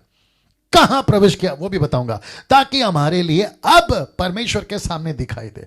तो यीशु मसीह आज भी, इब्रानियों किताब उसका 7:25 लिखा है, आज भी मध्यस्थी करते हुए, आज भी वो परमेश्वर के सामने खड़ा। किसका लहू? खुद का लहू। बकरी का नहीं, मुर्गी का नहीं, बैल का नहीं, बछड़े का नहीं, जानवर का नहीं, किसी बच्चे का नहीं, बल्कि खुद का लहू। ऐसा लहू लेकर वो परमेश्वर के सामने दिखाई देता रहता है, आज भी दिखाई देता रहता है। इसलिए तो कह रहे हैं ना, आप अपना जीवन जब परमेश्वर को देते हो ना, ऐसे झटके में आपका ट्रांसफॉर्मेशन हो जाता है, आपका बदलाव हो जाता है। आपकी पुस्तक में जो नाम लिखा था ना पहले पापी जीवन में, नरक की किताब में, लेकिन जैसे ही तुम अपनी जबान से कबूल करते हो कि मैं यीशु का हूं, मैं इसको स्वीकार करता हूं, उसी क्षण, उसी पल, उसी घड़ी, सेम मोमेंट आपका नाम वहां से काटकर जीवन की पुस्तक में लिख दिया जाता है। वाह अब आपको कुछ दिखाता हूं, पहले ये देख लीजिएगा और फिर ये देख लीजिएगा। लिखा है कैसा था ये नमूना, ताकि मैं आपको कनेक्ट कर सकूं। आज का जो सच्चा मंदिर, आज का जो सच्ची टेंपल, टैबरनेकल, आज की तारीख में आत्मिक टैबरनेकल, उसमें कैसा व्यवहार करना चाहिए। तो वापस आपको दिखा देता हूं ये, और फिर ये इनका डर। जी दोस्तों, इनका डर कैसा होता था बता। तो इसलिए लिखा है कि कैसा था ये नमूना, जिसको अभी अभी आप पढ़ चुके हैं कि वो नमूना था। मैं फिर कहता हूं कि ये नमूना था, ये नमूना था। अब कुछ लोग हैं ना, कुछ हमारे मुंबई, नागपुर, पुणे के अंदर भी, और साउथ में भी, और अब इजराइल में भी, अब इसी को लेकर फिर से शुरू हो गए। बोला वो सब विधियां पालो, वो कैलेंडर फिर मंगा लिए, फिर वो उनका रिचुअल फिर मंगा लिया। कौन सा दिन उनका न्यू ईयर था, कौन से दिन वो कौन सा बकरा काटते थे, कैसे काटते थे, कैसे खाते थे, वापस शुरू कर दिया। मूर्खों की संख्या, मूर्ख नहीं, महामूर्खों की संख्या। हद होती है यार। वो एक नमूना था, एक मॉडल था, जो यीशु को दर्शाता है, नई वाचा को दर्शाता है, लहू को दर्शाता है। गुस्सा बहुत आता है, क्या करें। कैसा था ये नमूना? उस हाथ के बनाए हुए पवित्र स्थान में, जो सच्चे पवित्र स्थान का नमूना है। यह नमूना कैसा था? आइए रख रहा हूं, इब्रानियों 12:18 से 21। पहले इसको पढ़ते हैं। लिखा है तुम तो उस पहाड़ के पास जो छुआ जा सकता था, आग से प्रज्वलित था, काली घटा, अंधेरा, आंधी के पास जो तुरी की ध्वनि और बोलने वाले के ऐसे शब्द के पास नहीं आए। कहां? यहां। कौन लिख रहा है? पौलुस। किसको लिख रहा है? उस वक्त में। और किसके नजरिए से? मूसा के नजरिए से, कि जिसके सुनने वालों ने विनती की कि अब हमसे और बातें ना की जाए। जब यह घट रहा था ना, तो मूसा खुद ने कहा, आइए बताते हैं आप, क्योंकि वे उस आज्ञा को ना सह सके कि यदि कोई पशु भी पहाड़ को छुए तो पत्थरवाह किया जाए। ऐसा पवित्र था नमूना, ऐसा पवित्र था वो नमूना मंदिर, टबरनेकल। ये सिर्फ एक दृष्टांत के रूप में तब रखा था, जब वो तब रखा था वो मंदिर के आसपास में अगर कोई जानवर पक्षी भी चला जाए तो लिखा है कि उसको पत्थर से मार दो। अब आप अंदाजा लगाओ कि अशुद्ध अनक्लीन, कैसे बताऊं, अशुद्ध अनक्लीन पक्षी, जानवर, इंसान अगर भूले भटके चला जाए मंदिर के आसपास में तो पत्थर से मार दो। ऐसी आज्ञा थी। लिखा है, और वो दर्शन ऐसा डरावना था कि मूसा ने कहा, मैं बहुत डरता और कांपता हूं। ये देख लीजिए, कांपता हूं। कौन सा नमूना? ये वाला। इसको देखकर अगर मूसा डर रहा है, इसको देखकर अगर जानवर भूले भटके चले जाए तो उसको पत्थर से मार दो। और ऐसा लिखा है कि आग से प्रज्वलित था, काली घटा थी, अंधेरा छा जाता था। और लिखा है आंधी के साथ, बड़ी बिजली, आंधी चलती थी, भवंडर आप कह सकते हैं। और ऐसा लिखा है कि बड़ी बड़ी धुनी, किसकी? तुरी की। कौन बजाता था? इजरायली नहीं, ऐसा लिखा है फरिश्ते तुरी बजाते थे। ऐसे शब्दों के साथ में परमेश्वर का जब उपस्थिति आता था, कहां? वापस बताऊंगा, यहां। ऐसा माहौल, ऐसा दबदबा, ऐसा सिनारियो आप अपनी दिमाग में कल्पना करना शुरू करिए। जब ये सब कुछ यहां उतरता था ना, जब यहां उतरता था ना, तो लोग, पौलुस माफ करें, मूसा कहता है, मैं कांप जाता था।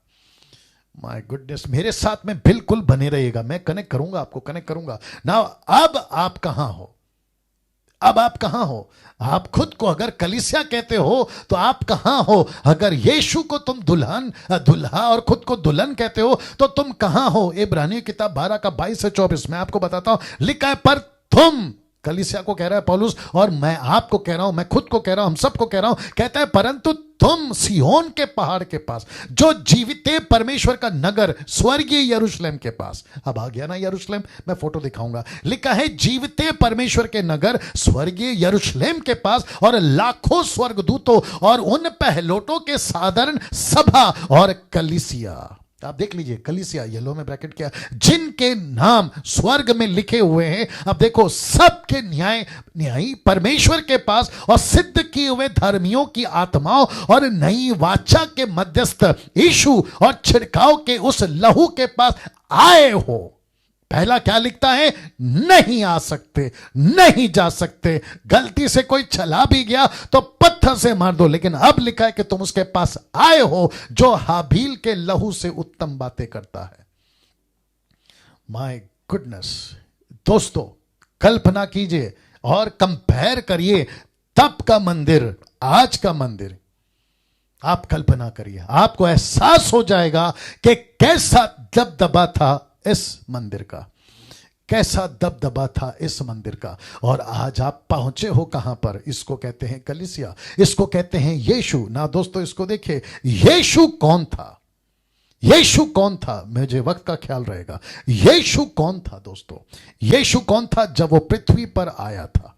यीशु कौन था? जानना चाहोगे ना? मैं इसको जरूर बताऊंगा, लेकिन मैं चाहता हूं कि जितने व्यूअर्स यूट्यूब और फेसबुक पे मुझे फॉलो करते हैं, मैं रिक्वेस्ट करता हूं कम से कम इस वीडियो को, जैसे आप लोग अपनी ईमानदारी करते आए हैं, दिखाते आए हैं, मैं चाहता हूं कि कम से कम इस वीडियो को, जब मैं अलग से एडिट करके बनाऊंगा, इसको जितनी तादाद में लोगों, मसीहों तक, विशेष करके सेवकों तक पहुंचा सके तो पहुंचाइए। क्यों? अब आप पूछोगे क्यों? मैं आपको कारण देता हूं। क्योंकि जैसा यीशु को पेश करना था ना, कुछ 200 साल पहले से अब तक, यानी कि इन 200 सालों में या 2 पीढ़ियों में pastors, Bible teachers, evangelist, bishop, reverends, apostle, prophet and so called denomination. मैं वापस कहता हूं, ये सब, ये 2 पीढ़ी 200 साल में 90% ये लोग फेल हो गए। यीशु को जैसा पेश करना था वैसा पेश करने में मुझे इस बात का दुख भी है और साथ ही साथ गुस्सा भी है। ऐसा क्यों करते हैं नहीं समझ में आता। ऐसा क्यों करते हैं? जैसा लिखा है वैसा पेश क्यों नहीं करते? यीशु को आपको पता है क्या बना दिया इन 2 सालों में, माफ करें 200 सालों में? यीशु प्यार करता है, नो डाउट यीशु प्यार करता है, लेकिन वो पहलू क्यों नहीं दिखाते कि वो गुस्सा भी करता है? साथ ही साथ क्या बताते हैं पता है? यीशु का वो पहलू, बच्चों को मेरे पास आने दो, तो यीशु मसीह को, यीशु मसीह की फोटो, यीशु मसीह की छवि, यीशु मसीह की पर्सनालिटी, यीशु मसीह का इमेज ऐसे बनाया है कि यीशु मसीह सबको प्यार करता है, बच्चों को बहुत प्यार करता है और बच्चे उनको बहुत पसंद है। ऑफ कोर्स उनको पसंद है, कोई डाउट नहीं है, लेकिन साथ ही साथ ये क्यों नहीं बताते कि ये बब्बर शेर है? ये क्यों नहीं बताते कि इसके हाथ में तलवार है? ये क्यों नहीं बताते कि ये गधे पे नहीं अब घोड़े पे आने वाला है? ये क्यों नहीं बताते कि ये जलने वाला, भस्म करने वाली आग है? ये क्यों नहीं बताते? और इसी बात का अफसोस है कि ये 200 सालों में यीशु की छवि को जैसा पेश करना था वैसे नहीं किया। आप जितने लोग सुन रहे हैं, आप अपनी प्रतिक्रिया देते रहें। मैं चाहता हूं कि आप दें। यूट्यूब वालों के लिए माफी चाहूंगा क्योंकि उनका कमेंट बॉक्स बंद रखा है, उसकी कई वजह है। वापस आता हूं, यीशु को जैसा पेश करना है वैसा पेश करिए, नहीं तो दिक्कत हो जाएगी। इसलिए यीशु ने कहा मत्ती के 5:19 में, प्रकाशित वाक्य के 22:18-19 में, उसने कहा ना तो बढ़ाकर पेश करना ना घटाकर पेश करना, ना चढ़ाकर ना बढ़ाकर, जैसा है एज इट इज। यीशु प्यार करता है, ऑफ कोर्स करता है, लेकिन यह भी बताओ कि उसको गुस्सा आता है। बाप रे, एक टॉपिक और चर्चा करेंगे वचन पे, चर्चा पे, और वो है वंस सेव्ड ऑलवेज सेव्ड। ये वाला कॉन्सेप्ट आ गया मसीह समाज के अंदर। कहते हैं आपका उद्धार हो गया है, मौज करो, मस्ती करो, जो करना है करो, क्योंकि तुम पक्का स्वर्ग में जाओगे। लीजिए, ऐसे नमूने, ऐसे प्रचारक या ऐसे बाइबल टीचर मसीह समाज में, इनकी संख्या सड़े घाव की तरह फैल रही है, जिसका जिक्र 2 तिमोथी 5:16 से आगे पौलुस ने किया। ये लोग सड़े घाव की तरह फैलेंगे। वाह। और जब हम ऐसा प्रचार करते हैं, डैनियल राज और 10% मुझ जैसे, तो कहते हैं इनकी वीडियो मत देखो। देखो कितने चालाक है शैतान। कहता है इनकी वीडियो मत देखो, ऐसा प्रचार मत सुनो। और इनको प्रचार कौन सा पसंद आता है? ऐसा प्रचार जहां लड्डू मिलता है, ऐसा प्रचार जहां शुगर का इंजेक्शन लगता है। इनको नहीं पसंद आता ऐसे वाली बातें। कोई दिक्कत नहीं, जब आएगा ना न्याय का सिंहासन, तब पता चलेगा कि क्या किया इन्होंने। बस अफसोस यही होगा कि यार तुम इतना नजदीक आकर चूक गए, इतना नजदीक आकर चूक गए। तुम रेस की वो लाइन में बस इतना ही टच करने वाले थे, नहीं तो तुम जीत जाते। बस यार इतना चूक गए, बस ये अफसोस रहेगा। और जिसका जिक्र है 2 थिस्सलुनीकियन चैप्टर 1:10 में लिखा है, आश्चर्य होगा। देखो 2 थिस्सलुनीकियन 1:10 वही होना चाहिए। 2 थिस्सलुनीकियन 1:10, आई होप सो। देखो जल्दी से जी, फिर मैं कनेक्ट करूंगा और मेरे साथ बने रहें जी। दोस्तों 770 लोग देख रहे हैं, मेरे साथ बने रहें जी। जी यही है 2 थिस्सलुनीकियों 1:10, 2 थिस्सलुनीकियंस चैप्टर 1:10 लिखा, यह उस दिन होगा, यह उस दिन होगा जब वह यानी यीशु अपने पवित्र लोगों में महिमा पाने, याद रखो, पवित्र लोगों में महिमा पाने और सब विश्वास करने वालों में आश्चर्य का कारण, शौक। ऐसा क्यों लिखा है? पवित्र लोगों को महिमा मिलेगी, लेकिन जो विश्वासी है ना, साधारण नॉर्मल, उनको शौक लगेगा, शौक। ऐसा क्यों लिखा है? आश्चर्य होगा। क्यों? क्योंकि जब यीशु आएगा तो एक ही चीज पूछेगा हम सेवकों से, डैनियल राज से, मुझ जैसे प्रचारकों से, आप जैसे प्रचारकों से, इंटरनेशनल, नेशनल, सो कॉल्ड, आप अपने आप को बुलाकर घूमते हो ना, यीशु एक ही चीज पूछेगा, मैं जैसा था मुझे वैसा पेश क्यों नहीं किया? पतरस को पूछा यीशु ने मत्ती 16:13 में। मेरे पास वक्त नहीं है वहां जाने की। पतरस को पूछा यीशु ने, क्या कहते हैं लोग मेरे बारे में? पतरस ने कहा, प्रभु आपको कम से कम 4 नाम से बुलाते हैं। एक है एलिया, दूसरा है यूहन्ना बपतिस्मा, तीसरा है यिर्मयाह, चौथा है नबियों में से कोई एक। यीशु ने कहा ठीक है, उनको तो अक्ल नहीं है, उनको तो वचन नहीं मिल रहा है, उनको तो मैंने प्रचार नहीं किया, लेकिन पतरस तू क्या कहता है? वो तो शुक्र है कि परमेश्वर की आत्मा यानी परमेश्वर ने पतरस के दिमाग में, उसकी रूह में यह बात डाला कि खबरदार, अगर तूने यीशु को नबी बुलाया, अगर यीशु को प्रॉफिट बुलाया, यीशु को यर्माया बुलाया, एलिया बुलाया या जॉन द बैप्टिस्ट बुलाया, उसको बोल कि यीशु तू परमेश्वर का पुत्र मसीहा है। यह सुनते यीशु ने बोला शाबाश, यही मैं जानना चाहता था। क्राइस्ट अनॉइंटेड वन, ऐसे पेश करो ना चर्च में। तुम अपने संडे के चर्च में, जो कि अभी शुरू हो गया, मैं इसके ऊपर भी बात करने वाला हूं कि फिर से दुकान खुल गए। अब आएगा कुछ लोगों को गुस्सा, आने दो। फिर से दुकान खुल गए, फिर से मार्केटिंग होगी, फिर से तेल बिकेगा, फिर से पानी बिकेगा, फिर से रुमाल बिकेगा और खूब कमाई होगी। और फिर तुम घूमोगे अपनी अमेरिका, अफ्रीका, न जाने कहां का, मसीहों के पैसे को उड़ाते हुए। फिर दुकान खुलेगा तुम्हारा। ऐसे टाइम पे जब तुम पुलपिट पे खड़े होते हो तो पेश करो ना जैसा वो है, पेश करो ना जैसा उसको प्रचार करना चाहिए, वैसे बताओ जैसे उसको बताना चाहिए। उसमें आप मिलावट क्यों करते हैं? और ऊपर से क्या कहते हैं जब हम ऐसे लोगों से बात करते हैं? कहते हैं पास्टर डैनियल सबको जीतना है, ठेका तुमने लिया है कि उसने लिया है? पौलुस का स्टेटमेंट देते हैं, कहते हैं यहूदियों के लिए यहूदी बन गया, यूनानियों के लिए यूनानी बन गया। वो एक वचन है, लेकिन किसी भी डॉक्ट्रिन को सिद्ध करने के लिए एक वचन काफी नहीं होता। फिर वही तो पौलुस कहता है ना, rightly dividing the word of God, 2 Timothy 2:15। फिर वो कौन है? वो भी तो पौलुस है।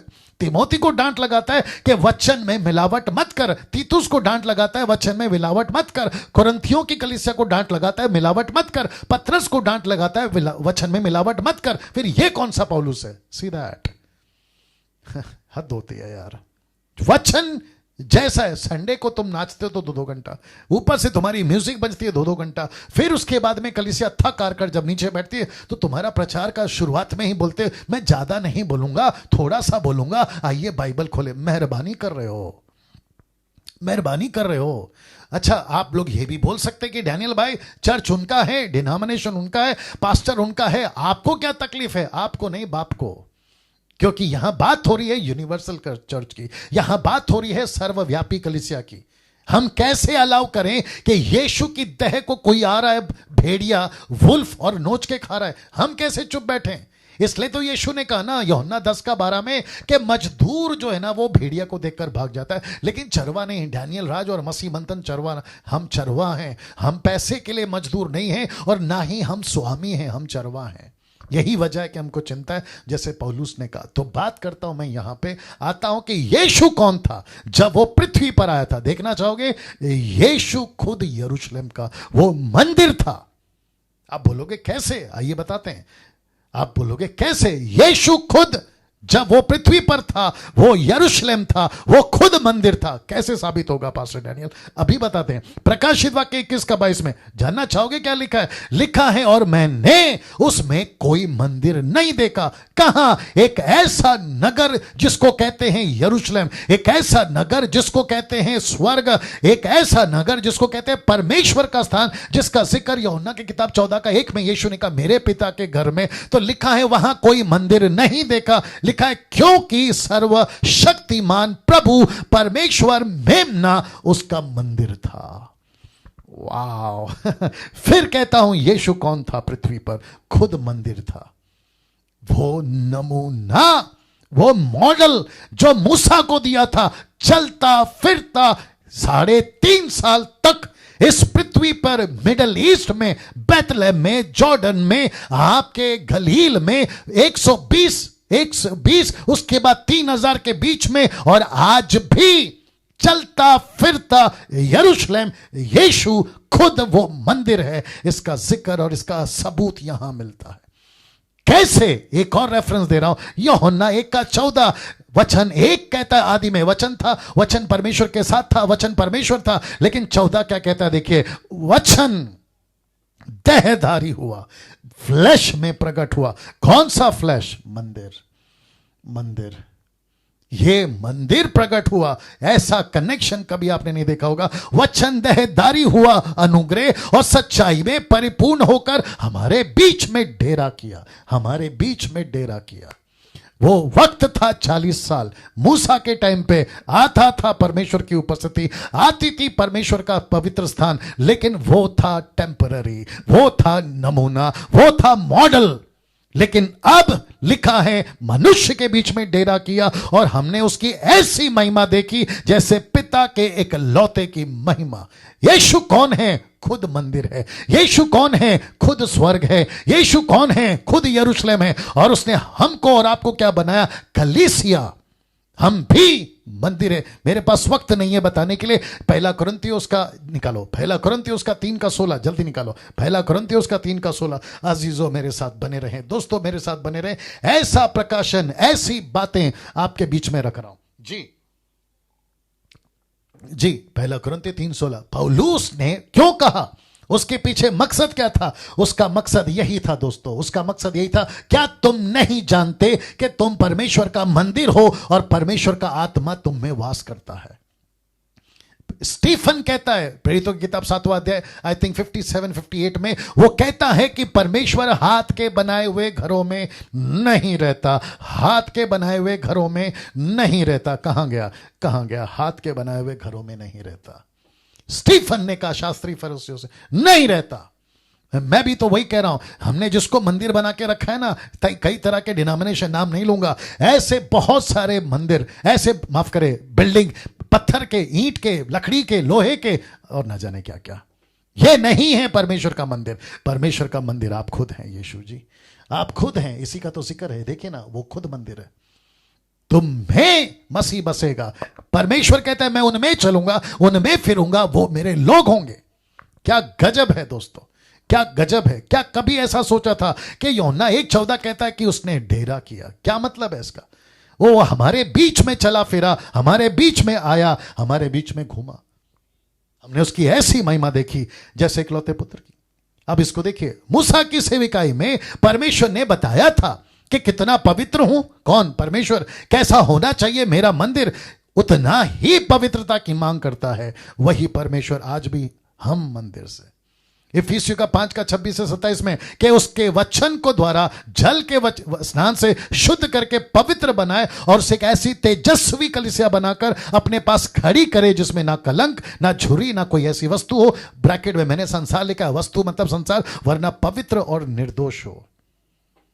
पवित्र और निर्दोष हो। क्यों? क्योंकि ये चर्च जिसको हम कहते हैं ना परमेश्वर की कलीसिया, जीवित परमेश्वर कलीसिया, सर्वव्यापी मसीह मंथन के जितने लोग हैं, एडमिन्स आप लोग जितने मुझे सुन रहे हैं, मेरी मिनिस्ट्री के लोग जितने सुन रहे हैं, मैं उन सभी को कहना चाहता हूं, अभी तक हमारा फोकस था बिल्डिंग, हमारा फोकस था एक डिनोमिनेशन, हमारा फोकस था एक ग्रुप, एक डिनोमिनेशन, वो बैनर और ये बैनर। लेकिन अब फोकस करना होगा यूनिवर्सल, यूनिवर्सल, सर्वव्यापी। इसका मतलब क्या है अजीजों? इसका मतलब है यीशु एक कलीसिया के लिए आएगा, डिनोमिनेशन के लिए नहीं आएगा। और उसी की तैयारी मुझको और आपको करनी है। दुश्मनी पैदा होगी, होने दो। यीशु को नहीं छोड़ा। यीशु ने खुद कहा ना, मुझ गीले को नहीं छोड़ा डैनियल, तो तुझ सूखे के साथ क्या नहीं करेंगे? अब आप बताइए। मुझको नहीं छोड़ा, मैं परमेश्वर हूं। एक जगह पे लिखता है, रेफरेंस याद नहीं आ रहा, आई थिंक लूका में लिखा है कि वे जब परमेश्वर के लोगों को मारेंगे ना, तो ऐसा लगेगा कि वो परमेश्वर की सेवा कर रहे हैं। सोचिए आप इस लेवल तक आ जाएंगे। फेसबुक पे दुश्मनी चलेगी, यूट्यूब पे दुश्मनी चलेगी, और जो कि चल रही है मुझ जैसे 10% के ऊपर, कोई फर्क नहीं पड़ता। कुत्ते भौंकते रहेंगे, हाथी चलता रहेगा। ये वाला एग्जाम्पल तो मैं बहुत बार दे चुका हूं। लेकिन यीशु की कलीसिया को किसी भेड़िए को नोचने नहीं देंगे, किसी भेड़िए को नोचने नहीं देंगे। यह बात तो कंफर्म है। तो जितने लोग सुन रहे हैं, देख रहे हैं, मैं आप सभी को कहना चाहता हूं, आप सभी को एक ऐसी कलीसिया बननी है जिसमें किसी प्रकार का कलंक, किसी प्रकार का डॉट, किसी प्रकार की झुर्री, किसी प्रकार का वस्तु, संसार नहीं दिखना चाहिए ना। दोस्तों मैं समाप्ति पर हूं। इब्रानियों 12:25 ऐसा लिखा है, पहला शब्द सावधान रहो, ऐसा लिखा है सावधान रहो। फिर लिखता है उसके और उस कहने वाले से मुंह ना फेरो, क्योंकि वे लोग जब पृथ्वी पर की चेतावनी देने वाले से मुंह मोड़कर ना बच सके, तो हम स्वर्ग पर से चेतावनी करने वाले से मुंह मोड़कर क्यों कर बच सकेंगे? जब मूसा के टाइम पे पक्षी गलती से आ जाता था, भेड़ बकरी गलती से आ जाता था, उनको पत्थर से मार दो, ऐसा नियम था। यही तो लिखा है ना कि पृथ्वी पर की चेतावनी वाले से वो नहीं बच सके तो स्वर्ग से जो मसीहा की चेतावनी आई है। मैंने इसलिए तो कहा ना कि यीशु को जैसा पेश करना चाहिए था वैसा पेश नहीं किए हैं, उसी की गलती हो गई। जैसा पेश करना था ना वैसा पेश नहीं, इसीलिए मेरे को भी गुस्सा है कि भाई तुम जैसा दिखता है, जैसा लिखा है, इसलिए तो लिखा ना लूका 10:26 में, कैसे देखते हो और कैसे पढ़ते हो।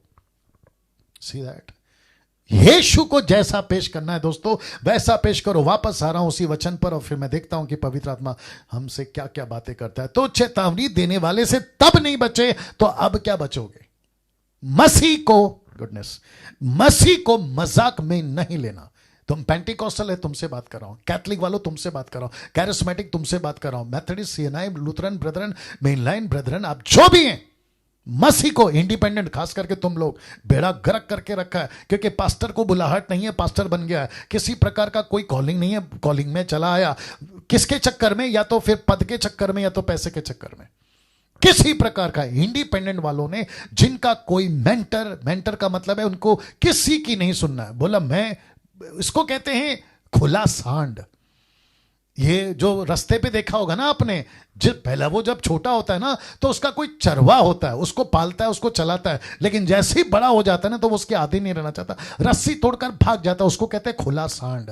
तो 90% इंडिपेंडेंट लोगों ने अपने आप को खुला सांड बना लिया है। अब इससे ज्यादा और क्या बोल सकता हूं? नहीं सुनते किसी की, उनको करेक्शन पसंद नहीं है, उनको मुझ जैसे 10% लोगों की बातें पसंद नहीं है, उनको डांट पसंद नहीं है, उनको सुधार पसंद नहीं है, तो फिर बचो कि कैसे? लिखा है जब तुम पृथ्वी की चेतावनी से नहीं बचे तो फिर स्वर्गीय चेतावनी से कैसे बचोगे? वाह, सोच के देखिए दोस्तों, क्या परिस्थिति है मसीहों की आज, कितना गंदा मसीह समाज होता जा रहा है। मैं समझता हूं, मैंने बीच में वीडियो बनाई थी, पॉर्न वीडियो एंड मी, मैंने उसमें कहा था कि 5 साल के बाद आप मसीहों का जो परिस्थिति है ना वो देखोगे तो आपको अंदाजा हो जाएगा। आज का स्टेटमेंट, इसको अगर अभी नहीं रोका खत्म, अगर अभी सावधानी नहीं बरती खत्म।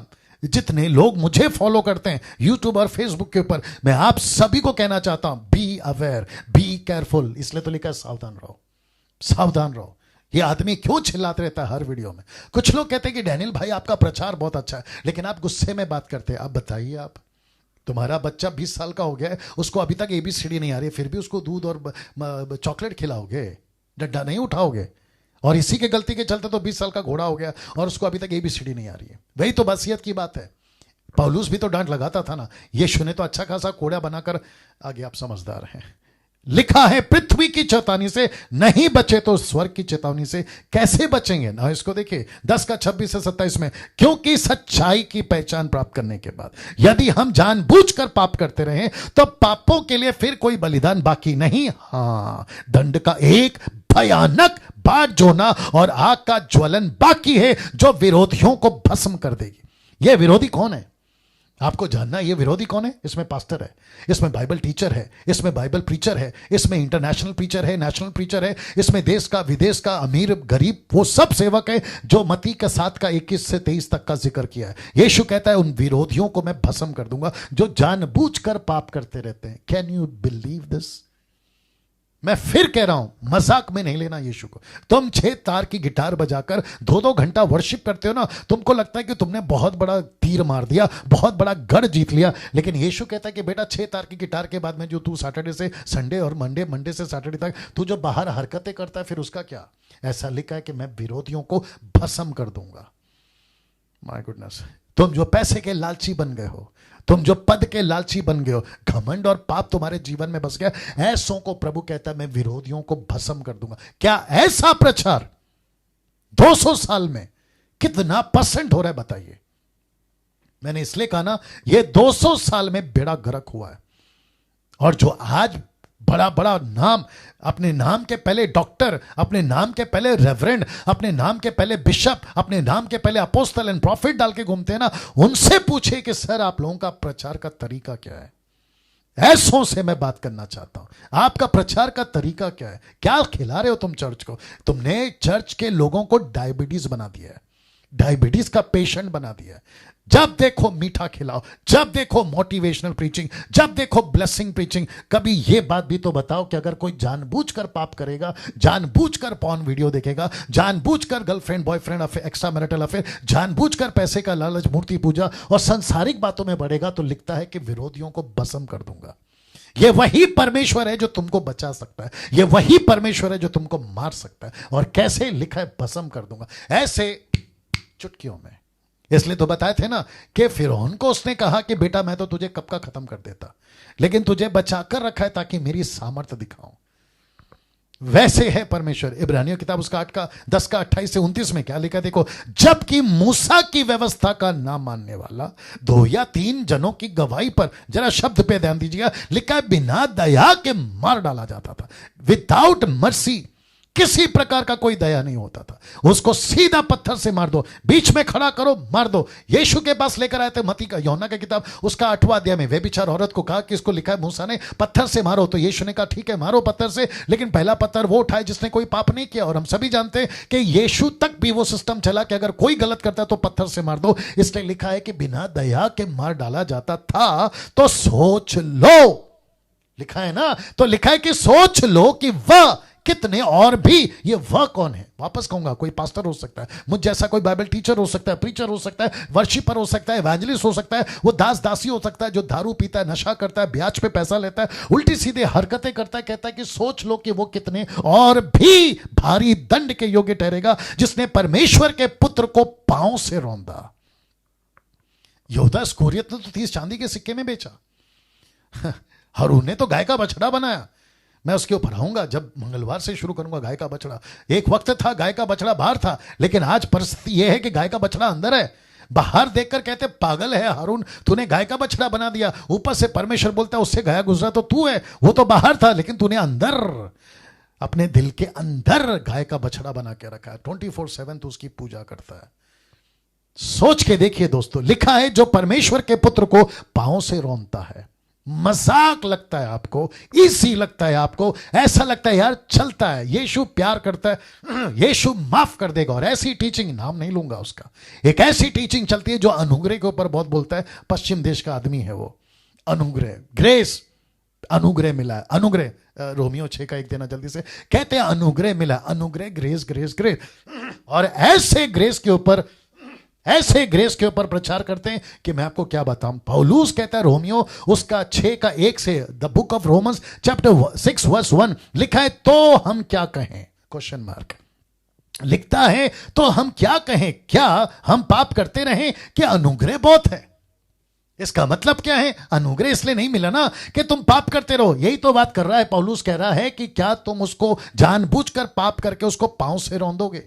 जिस मसीहा को तुम सैटरडे, संडे, फ्राइडे, सब्त के दिन या जो भी तुम मानते हो, जिस संडे को होसन्ना के नारे लगाकर तुम कहते हो कि यीशु की जय हो, हालेलुया, प्रेज द लॉर्ड, परमेश्वर के नारे लगाते हो, फिर वही पब, डिस्को और कमरे के अंदर और तुम्हारे बेडरूम के अंदर और तुम्हारे फोन और लैपटॉप टैब के अंदर तुम उसी यीशु को पांव से रौंदते हो।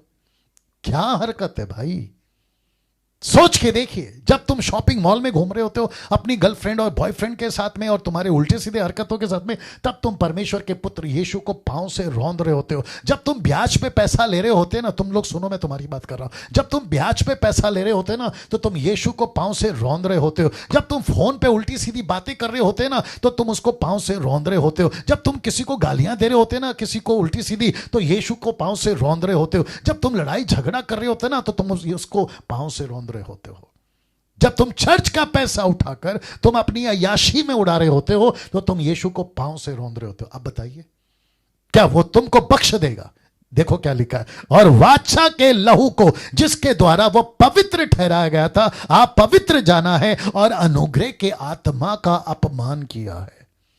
हद हो गई यार, पवित्र आत्मा का अपमान किया। अब आप बताइए, देश के नेता से झगड़ा कर लो, बच जाओगे। किसी बॉर्डर पे जाके किसी आतंकवादी से झगड़ा कर लो, बच जाओगे।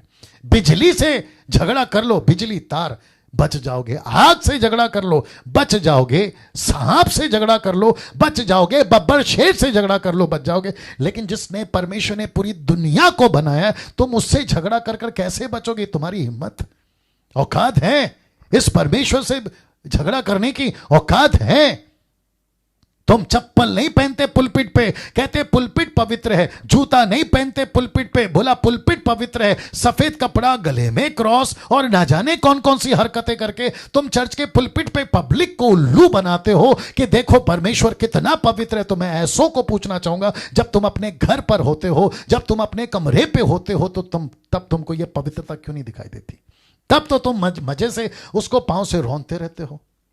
मैं इतना क्यों चिढ़ा हूं, मैं इतने गुस्से में क्यों बात कर रहा हूं? क्योंकि ऐसी रिपोर्ट आती रहती है, ऐसी रिपोर्ट आती रहती है। वाह, इसको देखिए इब्रानियों 10 का 30-31 में, मजा आएगा आपको। लिखा है, क्योंकि हम उसे जानते हैं जिसने कहा कि पलटा लेना मेरा काम है, मैं ही बदला दूंगा। और फिर यह कि प्रभु अपने लोगों का न्याय करेगा। जीविते परमेश्वर के हाथों में पड़ना भयानक बात है। मैं वही तो समझा रहा हूं तब से आपको। जीविते परमेश्वर के हाथ में पड़ना भयानक बात है, मजाक नहीं है। यीशु के पीछे चलना, मैं जितने मुझे अभी देख रहे हैं 790 लोग, मैं उन सभी को कहना चाहता हूं, यीशु के पीछे चलना मजाक नहीं है। मजाक नहीं है जो तुम्हारे घर पे तुमने बाइबल ला ली। मजाक नहीं है जो तुमने अपना जीवन 10 साल, 15 साल, 40 साल, 50 साल पहले अपना जीवन प्रभु को दे दिया। मजाक नहीं है अजीजों, मजाक नहीं है। बात को समझिए। यीशु को जीवन देने का मतलब है टोटल सरेंडर। यीशु को जीवन देने का मतलब है संपूर्ण समर्पण। ये आधा अधूरा समर्पण अगर दे रहे हो तो वापस चले जाओ संसार में। आधा अधूरा अगर जीवन दे रहे हो, वापस चले जाओ संसार में, कोई जरूरत नहीं है ना। मैं समाप्ति पर आ रहा हूं। यीशु आपसे एक ही चीज की उम्मीद रखता है। यीशु आपसे एक ही चीज की उम्मीद रखता है, और वह है पवित्रता, होलीनेस। बस एक ही चीज, कम फास्ट, एक ही चीज अजीजों, एक ही चीज पास्टर्स, एक ही चीज एवेंजलिस्ट, एक ही चीज Mumbai, Pune, Nagpur, Punjab, Gujarat, KP, AP, UP, जहां कहीं से भी, अमेरिका, यूरोप, आप जो भी हैं, एक ही चीज सेवकों, एक ही चीज एवेंजलिस्ट, एक ही चीज वर्शिपर्स, एक ही चीज बाइबल टीचर, एक ही चीज मुझ जैसे सोशल मीडिया पे जो प्रचार करते हैं, एक ही चीज, और वो है पवित्रता, पवित्रता, पवित्रता। वचन है ये इब्रानियों 12 का 14, लिखा है, उस पवित्रता के खोजी हो जिसके बिना कोई प्रभु को कदापि ना देखेगा, नहीं देखेगा। दोस्तों कैसा लग रहा है? इसलिए लिखा है इब्रानियों 12 का 28-29 में, इस कारण मैं बताता हूं, इस कारण हम उस राज्य को पाकर जो हिलने का नहीं, उस अनुग्रह को हाथ से जाने ना दे जिसके द्वारा भक्ति और भय, ऐसा लिखा है, कांपते हुए प्रभु के पास आओ। इधर तो नाचते हुए प्रभु के पास आते हैं। और डर नाम की चीज नहीं है, डर नाम की चीज नहीं है चर्च में। जैसा चाहो नाचो, जैसा चाहो कूदो, जैसा चाहो चलो। अरे प्रभु प्यार करता है। एक दिन जब मार पड़ेगी तब पता चलेगा। और ऐसों को 20 साल से अच्छे से जानता हूं, इसलिए ये बातें बोल रहा हूं। लिखा है भय सहित, डर नहीं है आज, इसलिए लिखा है, पौलुस कहता है भय सहित परमेश्वर की ऐसी आराधना कर सकते हैं जिससे वो प्रसन्न होता है, क्योंकि हमारा परमेश्वर भस्म करने वाली आग है। भय सहित, भय सहित। मैं यहां समाप्त करूंगा। मुझे आपकी प्रतिक्रिया एक ही तरीके से चाहिए। ये वीडियो मैं इसको एडिट करके डालूंगा, जो 5वां सिमिलैरिटी है ना, उसको टैबरनेकल और यीशु जो कनेक्शन मैंने दिया है, मैं उसको जब एडिट करके डालूंगा, आज ही या कल मुझे नहीं मालूम, लेकिन उसको खूब शेयर करिए। इवन इसको भी करिए, बात अलग नहीं है, इसको भी खूब शेयर करिए। सो आपको कैसा लगा? आपने कनेक्शन देखा, सिमिलैरिटी देखी, और 5वीं सिमिलैरिटी जो कि आपको बहुत कुछ दिखाइए, सिखाइए ना। दोस्तों आपको ये समाप्ति में बताता चलूं कि वचन पे चर्चा कल, वचन पे चर्चा कल, मसीह की दया के लिए एक नया फेसबुक प्रोग्राम हर शनिवार रात 8 बजे, जो कि एक वचन है प्रेरितों 17:11 कहता है प्रतिदिन पवित्र शास्त्रों में ढूंढते रहे कि ये बातें यूं ही हैं कि नहीं, और उसके ऊपर वचन को लेकर हम चर्चा करेंगे। और मेरे साथ में कम से कम 7-8 पास्टर्स, लीडर्स, युवा, बुजुर्ग, सीनियर, जूनियर, ये सब रहेंगे जूम के माध्यम से, जो यूट्यूब माफ करें स्क्रीन के ऊपर आपको वीडियो के द्वारा आपको वो बात करते हुए दिखेंगे, और मैं भी रहूंगा, ठीक है ना। तो ऐसे करते हुए कल ये वचन पे चर्चा का प्रोग्राम, जो कि बिल्कुल नया प्रोग्राम है, कल से स्टार्ट हो रहा है। इसका मतलब है कि मूसा की स्टडी आज 4 दिन चली, मंगलवार से शुक्रवार, अब अगले हफ्ते मंगलवार से शुक्रवार, लेकिन हर शनिवार ये चलेगी। और फिर परसों है ऑनलाइन चर्च, जो संडे गजब का टॉपिक है, मैं कल बताऊंगा। तो ऐसे करते हुए जो टॉपिक हम कल ले रहे हैं सबसे ज्यादा इंपॉर्टेंट, क्योंकि अभी क्रिसमस का सीजन है, और वो रहेगा क्रिसमस ईसा जन्म उत्सव। इसके ऊपर हम कल ज्यादा बात करेंगे, और अगर वक्त रहा तो इसके ऊपर और एक टॉपिक डालेंगे, रोमियो की किताब उसका 10 का 9 से 10 में, ठीक है ना। इसके ऊपर चर्चा करेंगे। तो दोस्तों, मैं समझता हूं कि आप सभी ने बहुत बहुत आशीष पाई है, और मैं जानता हूं कि आपको अभी परमेश्वर ने हिला दिया है। आप बेचैन हैं, और ये अच्छी बात है। आपको यहां डर आ रहा है, अच्छी बात है। आप बेचैन हो गए हैं, अच्छी बात है। इसको बेकार जाने नहीं देना, इसको बचा के रखिए, संभाल के रखिए। जो मेरे मिनिस्ट्री के लोग हैं, मैं उनको भी कहूंगा, मसीह मंथन के एडमिन्स और मसीह मंथन के ग्रुप, मैं उनको भी कहूंगा, देश और विदेश से आप जहां से भी है, इसको पकड़ के रखिए, क्योंकि यीशु मसीह खुद मंदिर है। यीशु मसीह खुद ओरिजिनल टैबरनेकल है। यीशु मसीह मजाक में लेने वाली चीज या खेलने वाली चीज नहीं है। Be careful, be aware. ये बात को समझाते हुए और कहते हुए मैं यहां पे समाप्ति लूंगा, विदा लूंगा, और कल ठीक 8 बजे वचन पे चर्चा के इस प्रोग्राम में आपसे